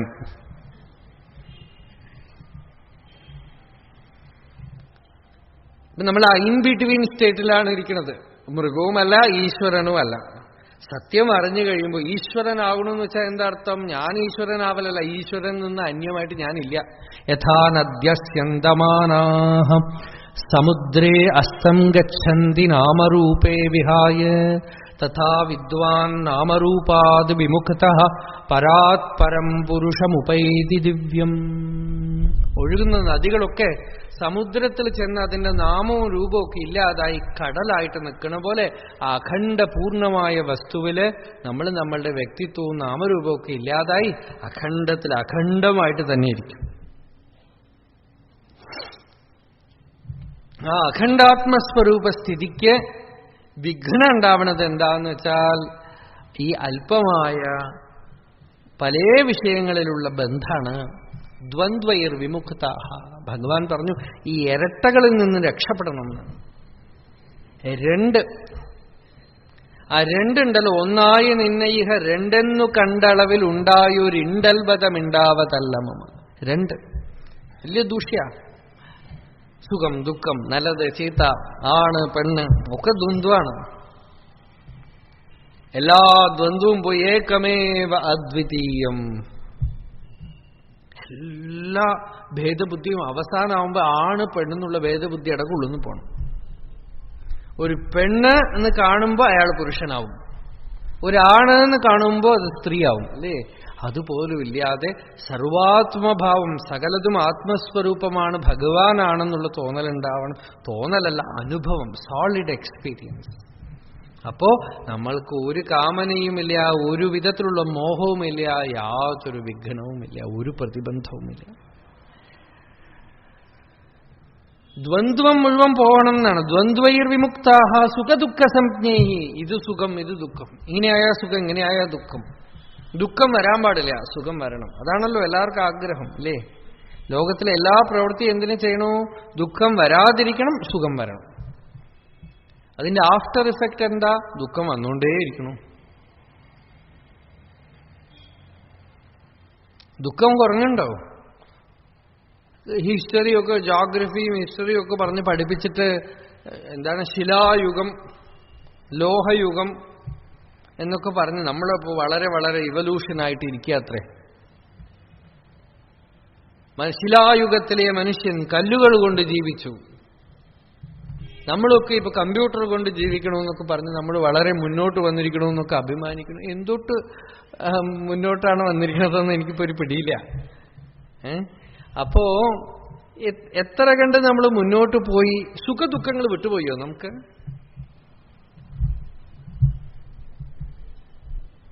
ആലോചിച്ച് നോക്കാം. സുഖദുഃഖങ്ങള് ആനന്ദമായിട്ട് ഇരിക്കാനൊരു വിദ്യ കണ്ടുപിടിച്ചോ? നിങ്ങൾ കമ്പ്യൂട്ടർ കണ്ടുപിടിച്ചോ എന്ന് പറയണു, റോക്കറ്റ് വിട്ടു എന്ന് പറയണു, എന്തൊക്കെയോ അത്ഭുതങ്ങൾ കാണിക്കണമെന്ന് പറയണു. സ്വസ്ഥമായിട്ടിരിക്കും. ഒരു കുടുംബത്തിലെ ഒരു ഭാര്യ ഭർത്താവ് സ്നേഹിച്ച് കല്യാണം കഴിച്ച് സമാധാനത്തോടെ ഇരിക്കാനുള്ള ഒരു വിദ്യ കണ്ടുപിടിച്ചില്ല. അതാണ് പറയണത്. എന്തൊക്കെയോ മെഷീൻ കണ്ടുപിടിക്കണം. ഒരു മെഷീൻ അതിനുള്ളിൽ കയറിയിരുന്ന ശണ്ടയൊക്കെ തീർന്നു. മാമിയാർ നാട്ടുപൊൺ சண்டை. ஒரு பொட்டிக்குள்ள போட்டு 2 பேரையும் பூட்டினா வெளியில வந்தா 2 பேரும் அப்படியே கட்டிண்டு அதுக்கப்புறம் சண்டையே போட்டுக்க மாட்டான். அப்படி ஒரு மெஷின் கண்டுபிடிக்கப்படாது. ஒரு மருந்து சாப்பிட்டுதானே அப்புறம் ரொம்ப நிம்மதி, சண்டை போட்டுக்காம ஸ்நேகமா இருக்கும். என்னென்னலாமோ மருந்து இருக்கு, அதெல்லாம் சாப்பிட்டு അങ്ങനെ വല്ലതൊക്കെ കണ്ടുപിടിക്കരുതോ? നമുക്ക് കാര്യമായിട്ട് വേണ്ടത് അതല്ലേ? ഇപ്പൊ മക്കൾ ഇത്രയൊക്കെ മെനക്കെട്ട് 3.5 വയസ്സ് മുതൽ 20 വയസ്സ് വരെ പഠിക്കുക. ഇത്രയൊന്നും മെനക്കെടാതെ കുട്ടിക്ക് ഒരു ടാബ്ലറ്റ് കൊടുത്താൽ എല്ലാ അറിവും വന്നു.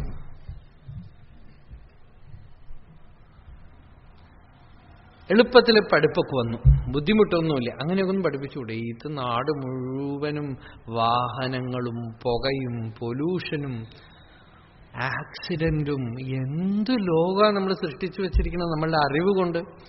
ഇതിപ്പോ പറയണത് ലോകം മാറ്റാൻ വേണ്ടിയിട്ടല്ല, നമ്മളുടെ അഭിമാനം മാറ്റാൻ വേണ്ടിയിട്ട്, അത്രയേ ഉള്ളൂ. അല്ല, ലോകമൊന്നും മാറ്റാൻ ഉദ്ദേശിക്കുന്നില്ല. നമുക്കൊരു അഭിമാനം ഉണ്ട്, നമ്മൾ എന്തൊക്കെയോ നേടിയിരിക്കണമെന്നേ. ഒന്നും നേടിയിട്ടില്ല, ഒരുപാട് നമുക്ക് നഷ്ടപ്പെട്ടിരിക്കണമെന്ന് പറയാനാണ്. ബാംഗ്ലൂരിൽ പോയാല് ഒരുപാട് വൃക്ഷങ്ങളും തണുപ്പൊക്കെ ഉണ്ടായിരുന്ന ഒരു നാടാണ്. ഇപ്പൊ നോക്കുമ്പോ ലക്ഷക്കണക്കിന് വൃക്ഷങ്ങളാത്ര വെട്ടിയിരിക്കുന്നത്, ലക്ഷക്കണക്കിന്. എന്തിനാന്ന് വെച്ചാൽ IT കമ്പനികൾക്കായിട്ട്. എത്രയോ ലേക്കുകൾ, സരസ്സുകൾ ഇല്ലാതായി തീർന്നു, വലിയ വലിയ മൾട്ടി സ്റ്റോറീഡ് ബിൽഡിങ്സ് കെട്ടാൻ. ഇത് നേട്ടാണോ കോട്ടാണോ? കേരളത്തിലെ മുഴുവൻ കുളങ്ങളും പുഴകളും മലകളും വൃക്ഷങ്ങളും കാടുകളും ഒക്കെ ആയിട്ടുള്ള നാട്, എവിടെ നോക്കി ഒരു കാടും കാണാനില്ല, ഒരു മരമൊന്നും കാണാനില്ല. കുറെ കഴിഞ്ഞ ആളുകൾ 10 കിലോമീറ്റർ കാർ ഓടിച്ചു പോകും. എന്തിനാന്ന് വെച്ചാൽ ഒരു മരം കാണാനായിട്ട്. അവിടെ ഒരു മരം ഉണ്ടെന്ന് പറഞ്ഞിട്ട് ആ സ്ഥിതി വരും. അപ്പോ അഭിമാനിക്കാനൊന്നുമില്ല, ഒന്നും നമ്മൾ നേടിയിട്ടില്ല.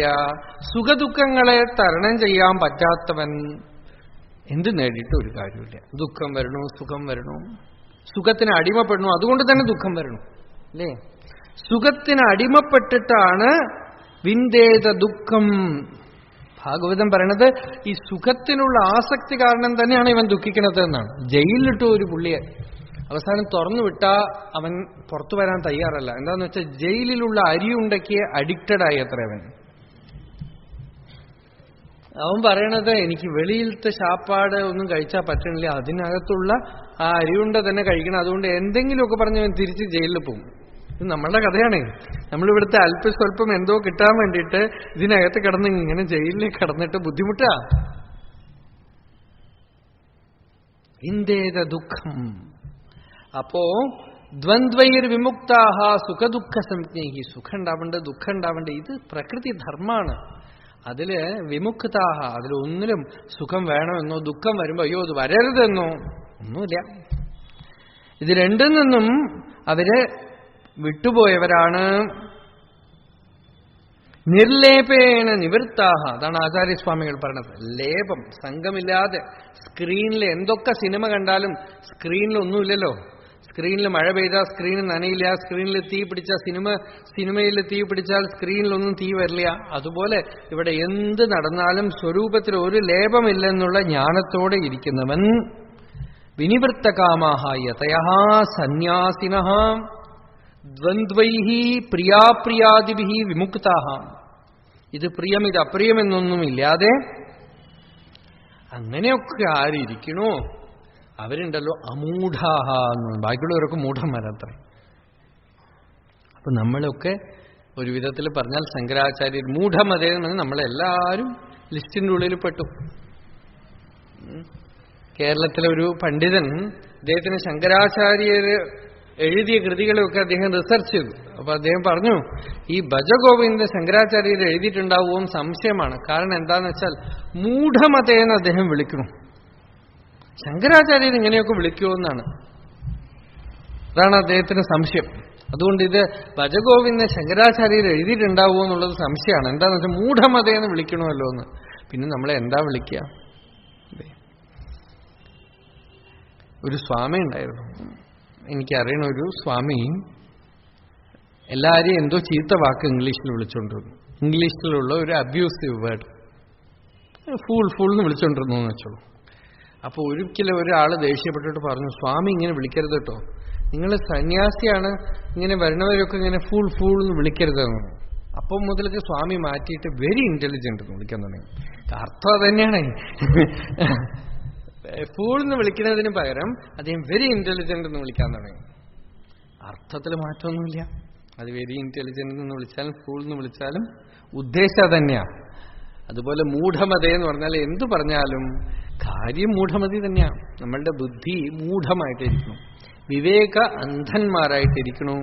അതുകൊണ്ട് നമുക്ക് കാണിച്ചു തന്നാൽ നമ്മൾ കാണാൻ തയ്യാറല്ല. ഭഗവാൻ പറയണു, ഋഷികൾ പറയണു, ശാസ്ത്രങ്ങൾ പറയണു. അതൊക്കെ അറിഞ്ഞ് എത്രയൊക്കെ നമ്മളെ കൊണ്ട് നടക്കാൻ പറ്റുമോ അത്രയും കണ്ട് നമ്മൾ നടന്നാൽ ഒരു ശക്തിയുണ്ട്. ആ ശക്തി ബാക്കിയുള്ളത് പൂർത്തിയാക്കിക്കൊള്ളും. ഇതൊരു മാതിരി ഏർപ്പാടാണ് അവിടെ സ്കൂളിലൊക്കെ പറഞ്ഞ്. ഉള്ളതില് ക്വസ്റ്റ്യൻ പേപ്പർ പകർത്തി വെച്ചാൽ മതി, പാസ്സാക്കണം എന്നാണ് ഗവൺമെന്റ് സ്കൂളിൽ 10ാം ക്ലാസ് വരെ നിയമം. അങ്ങനെ ഒരു നിയമമുണ്ട്, അത്രേ, ഒരു അലിഖിത നിയമമുണ്ടെന്നാണ്. അതായത് ക്വസ്റ്റ്യൻ പേപ്പർ അതേപടി പകർത്തി വെച്ചാൽ 2ാം ക്ലാസ്സിലേക്ക് 3ാം ക്ലാസ്സിലേക്ക് അങ്ങനെ 10 വരെ പോകും. 10 കഴിഞ്ഞാൽ അവൻ എങ്ങനെയെങ്കിലും വെളിയിൽ പോവുമല്ലോ. അല്ലെങ്കിൽ പഴയ കാലത്തൊക്കെ ഒരു 15-16 വർഷം മുമ്പ് 20 വർഷം മുമ്പൊക്കെ മാഷന്മാരെക്കാളും വയസ്സിന് മൂത്ത പിള്ളേരാണ് ക്ലാസ്സിലിരിക്കുക. അപ്പോ അത് ഒഴിവാക്കാൻ വേണ്ടി കണ്ടുപിടിച്ചൊരു വഴിയാണ് എങ്ങനെയെങ്കിലുമൊക്കെ 10 വരെ കൊണ്ടുപോകാന്നാണ്. അതുപോലെ നമ്മളുടെ ശക്തി കൊണ്ടാണ് മുക്തി നേടുന്നതെങ്കിൽ നമ്മളിവിടെ ഇരിക്കും. ബ്രഹ്മാവിനേക്കാളും വയസ്സിന് മൂത്തവരൊക്കെ ആയിട്ടിരിക്കും. പ്രജാപതിയായ ബ്രഹ്മാവിനൊക്കെ നമ്മൾ മുത്തശ്ശന്മാരായിട്ട് തീരും. എന്താന്ന് വെച്ചാൽ നമ്മൾ രക്ഷപ്പെടില്ല. അതുകൊണ്ട് ഇങ്ങനെ തൂക്കിവിട്ട് അങ്ങനെ ഒരു സ്കൂളിൽ ഒരു പാട്ടുണ്ടായിരുന്നു, അമ്മിണി മോളും പാസ്സായി എന്നാണ്. എങ്ങനെയാ പാസ്സായതെന്ന് വട്ടപൂജ്യം വാരിക്കൂട്ടിയ അമ്മിണി മോളും പാസ്സായത്. വാരിക്കൂട്ടി പാസ്സായി പോവാണ് നമ്മള് അല്ലേ? ഭഗവാന്റെ കാരുണ്യം കൊണ്ടാണ് രക്ഷപ്പെടുന്നത്. നമ്മളുടെ ബുദ്ധിശക്തി കൊണ്ടോ നമ്മളുടെ സാമർത്ഥ്യം കൊണ്ടൊന്നുമല്ല. ആ കാരുണ്യത്തിന് അങ്ങനെ വീണുകൊടുക്കാം. ആ കരുണ പ്രകൃതിയിൽ മുഴുവനുണ്ട്. ഗർഭത്തിൽ കിടക്കുമ്പോണ്ട് ഇവിടെ ആ കാറ്റ് വീശണു, മഴ പെയ്യണു, സമയത്തിൽ അത് നിന്ന് പോയാ അപ്പൊ കാണണില്ലേ നമ്മള് അല്ലേ? ഏതോ ഒരു സത്യത്തിന് നിന്നും കൊണ്ട് കാര്യം ഇങ്ങനെ നടത്തിക്കൊണ്ട് പോകുന്നു. ഓഷധി വനസ്പതികളൊക്കെ ഉണ്ടാവണം. ഇതൊക്കെ ആ ഈശ്വരന്റെ കാരുണ്യം. പ്രകൃതിയിൽ ഇങ്ങനത്തെ ദ്രവ്യങ്ങളൊക്കെ ഉണ്ടാവുമ്പോ മോക്ഷമാർഗം ഇല്ലാതിരിക്കുമോ? ആലോചിച്ച് നോക്കൂ. ദ്രവ്യങ്ങള് നിങ്ങൾക്കൊരു ജോണ്ടിസ് വരുമ്പോഴേക്കും അവിടെ കീഴാർനെല്ലി ഉണ്ടെങ്കിൽ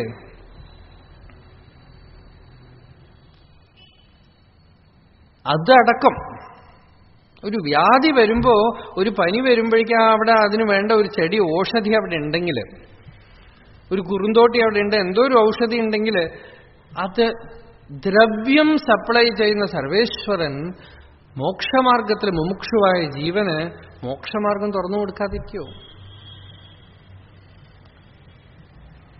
അതിവിടെ ഉണ്ട്, പ്രകൃതിയിലുണ്ട്. ആ കാരുണ്യശക്തി ഉണ്ട്. അതുകൊണ്ട് നമ്മളത് വേണം എന്ന് തീരുമാനിച്ചാൽ മതി. പിന്നെ പടിപടിയായി തുറന്നു വിട്ടോളും. നമ്മളങ്ങോട്ട് വരിച്ചാല് അവിടുന്ന് ഇങ്ങോട്ട് തുറന്നു വിട്ട് ഗച്ഛന്ത്യമൂഢാഹ പദമവ്യയം തത്, ആ പരമപദത്തിലേക്ക് പ്രാപിക്കും. ഭഗവാൻ തന്നെ പറയണത്, ആര് ഭജതാം പ്രീതിപൂർവകം ദദാമി ബുദ്ധിയോഗം തം ഏനമാം ഉപയാന്തി. എന്നെ ഭക്തിയോടെ ഭജിച്ച് എന്നെ ആശ്രയിച്ചുകൊണ്ടിരിക്കുന്നവരുടെ കാര്യത്തില് ഞാൻ നോക്കിക്കൊള്ളാം എന്നാണ്. തേഷാമഹം സമുദ്ധർത്ത മൃത്യു സംസാരസാഗരാത് ഭവാമി നചിരാത് പാർത്ഥ മയ്യാവേശിത ചേതസാം മയ്യേവ മന ആധത്വ മയി ബുദ്ധിം നിവേശയ നിവസിഷ്യസി മയ്യേവ അത ഊർധ്വം ന സംശയ. ഭഗവാൻ പറഞ്ഞത് 12ാം അധ്യായം ഗീതയിലൊക്കെ പറഞ്ഞ കാര്യമാണ്.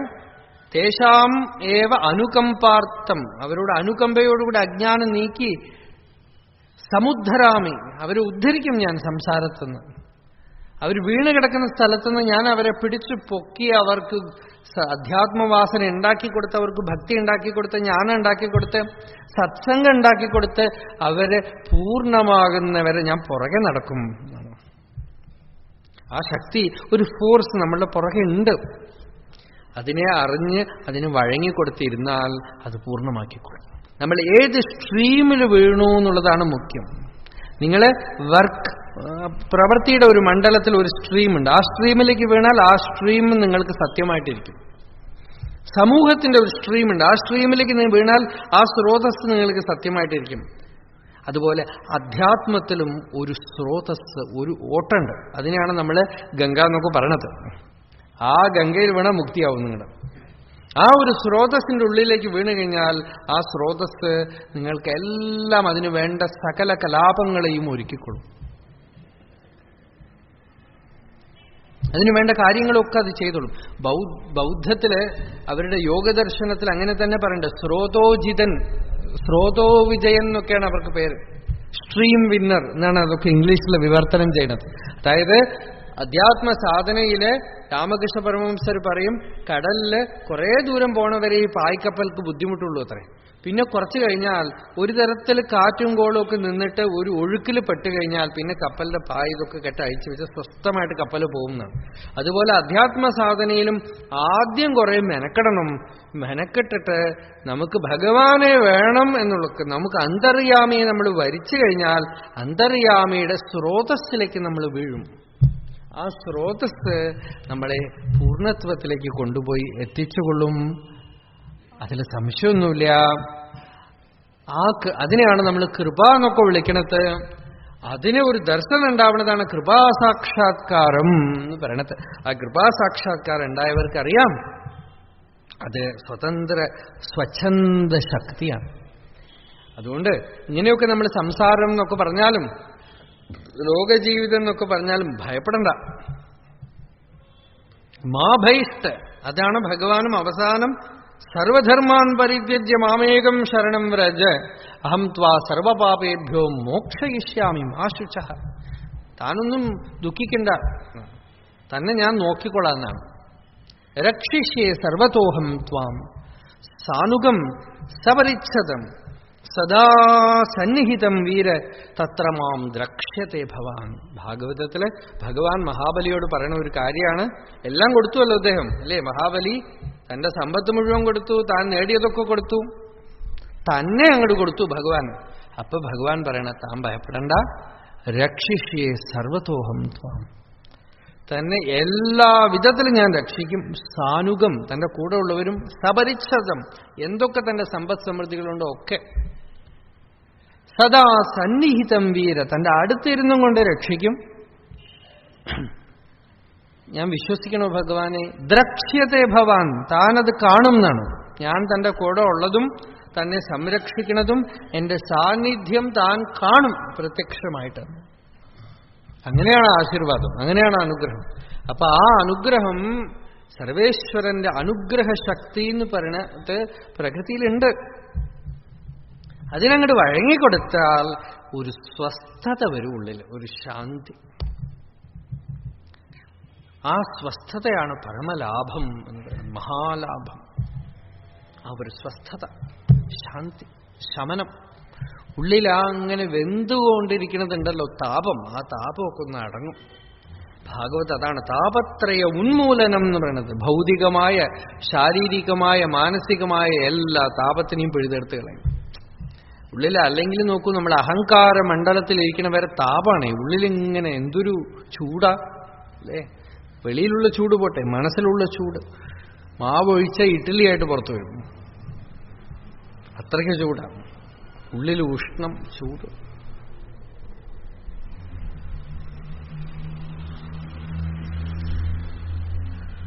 അതുകൊണ്ട് ഈ ഭഗവത് ഭക്തിയെ ഉള്ളിലേക്ക് അങ്ങോട്ട് ശീലിക്കാം. ഭഗവത് ആരാധനാധർമ്മത്തിനെ വിടാതെ പഠിക്കാം, ഭഗവത് നാമത്തിനെ വിടാതെ ജപിക്കാം. അനുസ്യൂതം ഭഗവതാശ്രയത്തിനെ വെച്ചുകൊണ്ടിരിക്കുക. ഭാഗവതം, ഭഗവത്ഗീത, വേദാന്ത ഗ്രന്ഥങ്ങളൊക്കെ ശീലിച്ചുകൊണ്ടിരിക്കുക. നമുക്ക് സമയമുണ്ടെങ്കിൽ ആ സമയം മുഴുവൻ ഇങ്ങനെ പോകണം. സമയമാണ് നമ്മളുടെ മുമ്പിലുള്ളത്. ആ സമയം മുഴുവൻ ഇങ്ങനെ അനുസന്ധാനത്തിലും ഭഗവത് ധ്യാനത്തിലും ഭഗവത് നാമജപത്തിലും സദ്ഗ്രന്ഥശീലനത്തിലും അങ്ങനെ പ്രശാന്തമാക്കി സാത്വികമായ ചര്യയിലേക്ക് കൊണ്ടുവന്ന് ക്രമേണ ജ്ഞാനവിചാരം കൊണ്ട് സ്വരൂപജ്ഞാനനിഷ്ഠയ്ക്കുള്ള ഒരു ചാൻസ് ഉണ്ട് നമ്മളുടെ മുമ്പിൽ, ഒരു സന്ദർഭമുണ്ട്. അതിലേക്ക് വഴി തിരിഞ്ഞു വരും. അപ്പം നമ്മളും അമൂഢന്മാരാവും. എന്നിട്ട് അവ്യയം പദത്തില് നമ്മളും ഇരിക്കും. അപ്പൊ നമുക്ക് ഈ സുഖദുഃഖങ്ങളെയൊക്കെ വിട്ടുപോയി മാനമോഹങ്ങളൊക്കെ തരണം ചെയ്ത് സംഘദോഷങ്ങളൊക്കെ തരണം ചെയ്ത് അധ്യാത്മനിത്യന്മാരായി, വിനിവൃത്ത കാമന്മാരായി, ദ്വന്ദ്വങ്ങൾക്ക് അപ്പുറം പോയവരായിട്ട് സൂര്യ ചന്ദ്ര താരകാദികൾക്കൊക്കെ പ്രകാശം കൊടുക്കുന്ന ആ പരമപ്രകാശം ഉണ്ടല്ലോ, ആ പരമപ്രകാശത്തിനെ നമ്മളുടെ ഉള്ളിൽ നമ്മൾ കാണും. അടുത്ത ശ്ലോകം നോക്കൂ. ന തദ്ഭാസയതേ സൂര്യഃ ന ശശാങ്കോ ന പാവകഃ യദ്ഗത്വാ ന നിവർത്തന്തേ തദ്ധാമ പരമം മമ. ഭഗവാനെ അവിടുത്തെ ആ പരമപദം പരമപദം എന്ന് പറയണല്ലോ. എന്താ പരമപദം?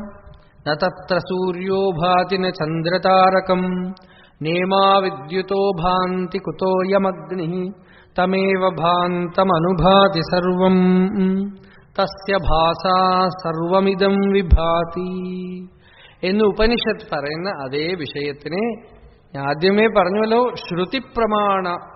പ്രമാണത്തോടു കൂടിയതാണ് ഭഗവത് വചനം. ശ്രുതിപ്രമാണമതിയായിട്ടിരിക്കണമെന്ന് ആചാര്യസ്വാമികൾ അതാണ് പറയുന്നത്. ശ്രുതി പ്രമാണൈകമതേഹേ സ്വധർമ്മനിഷ്ഠ സ്വധർമ്മനിഷ്ഠസ്യ ചിത്തശുദ്ധി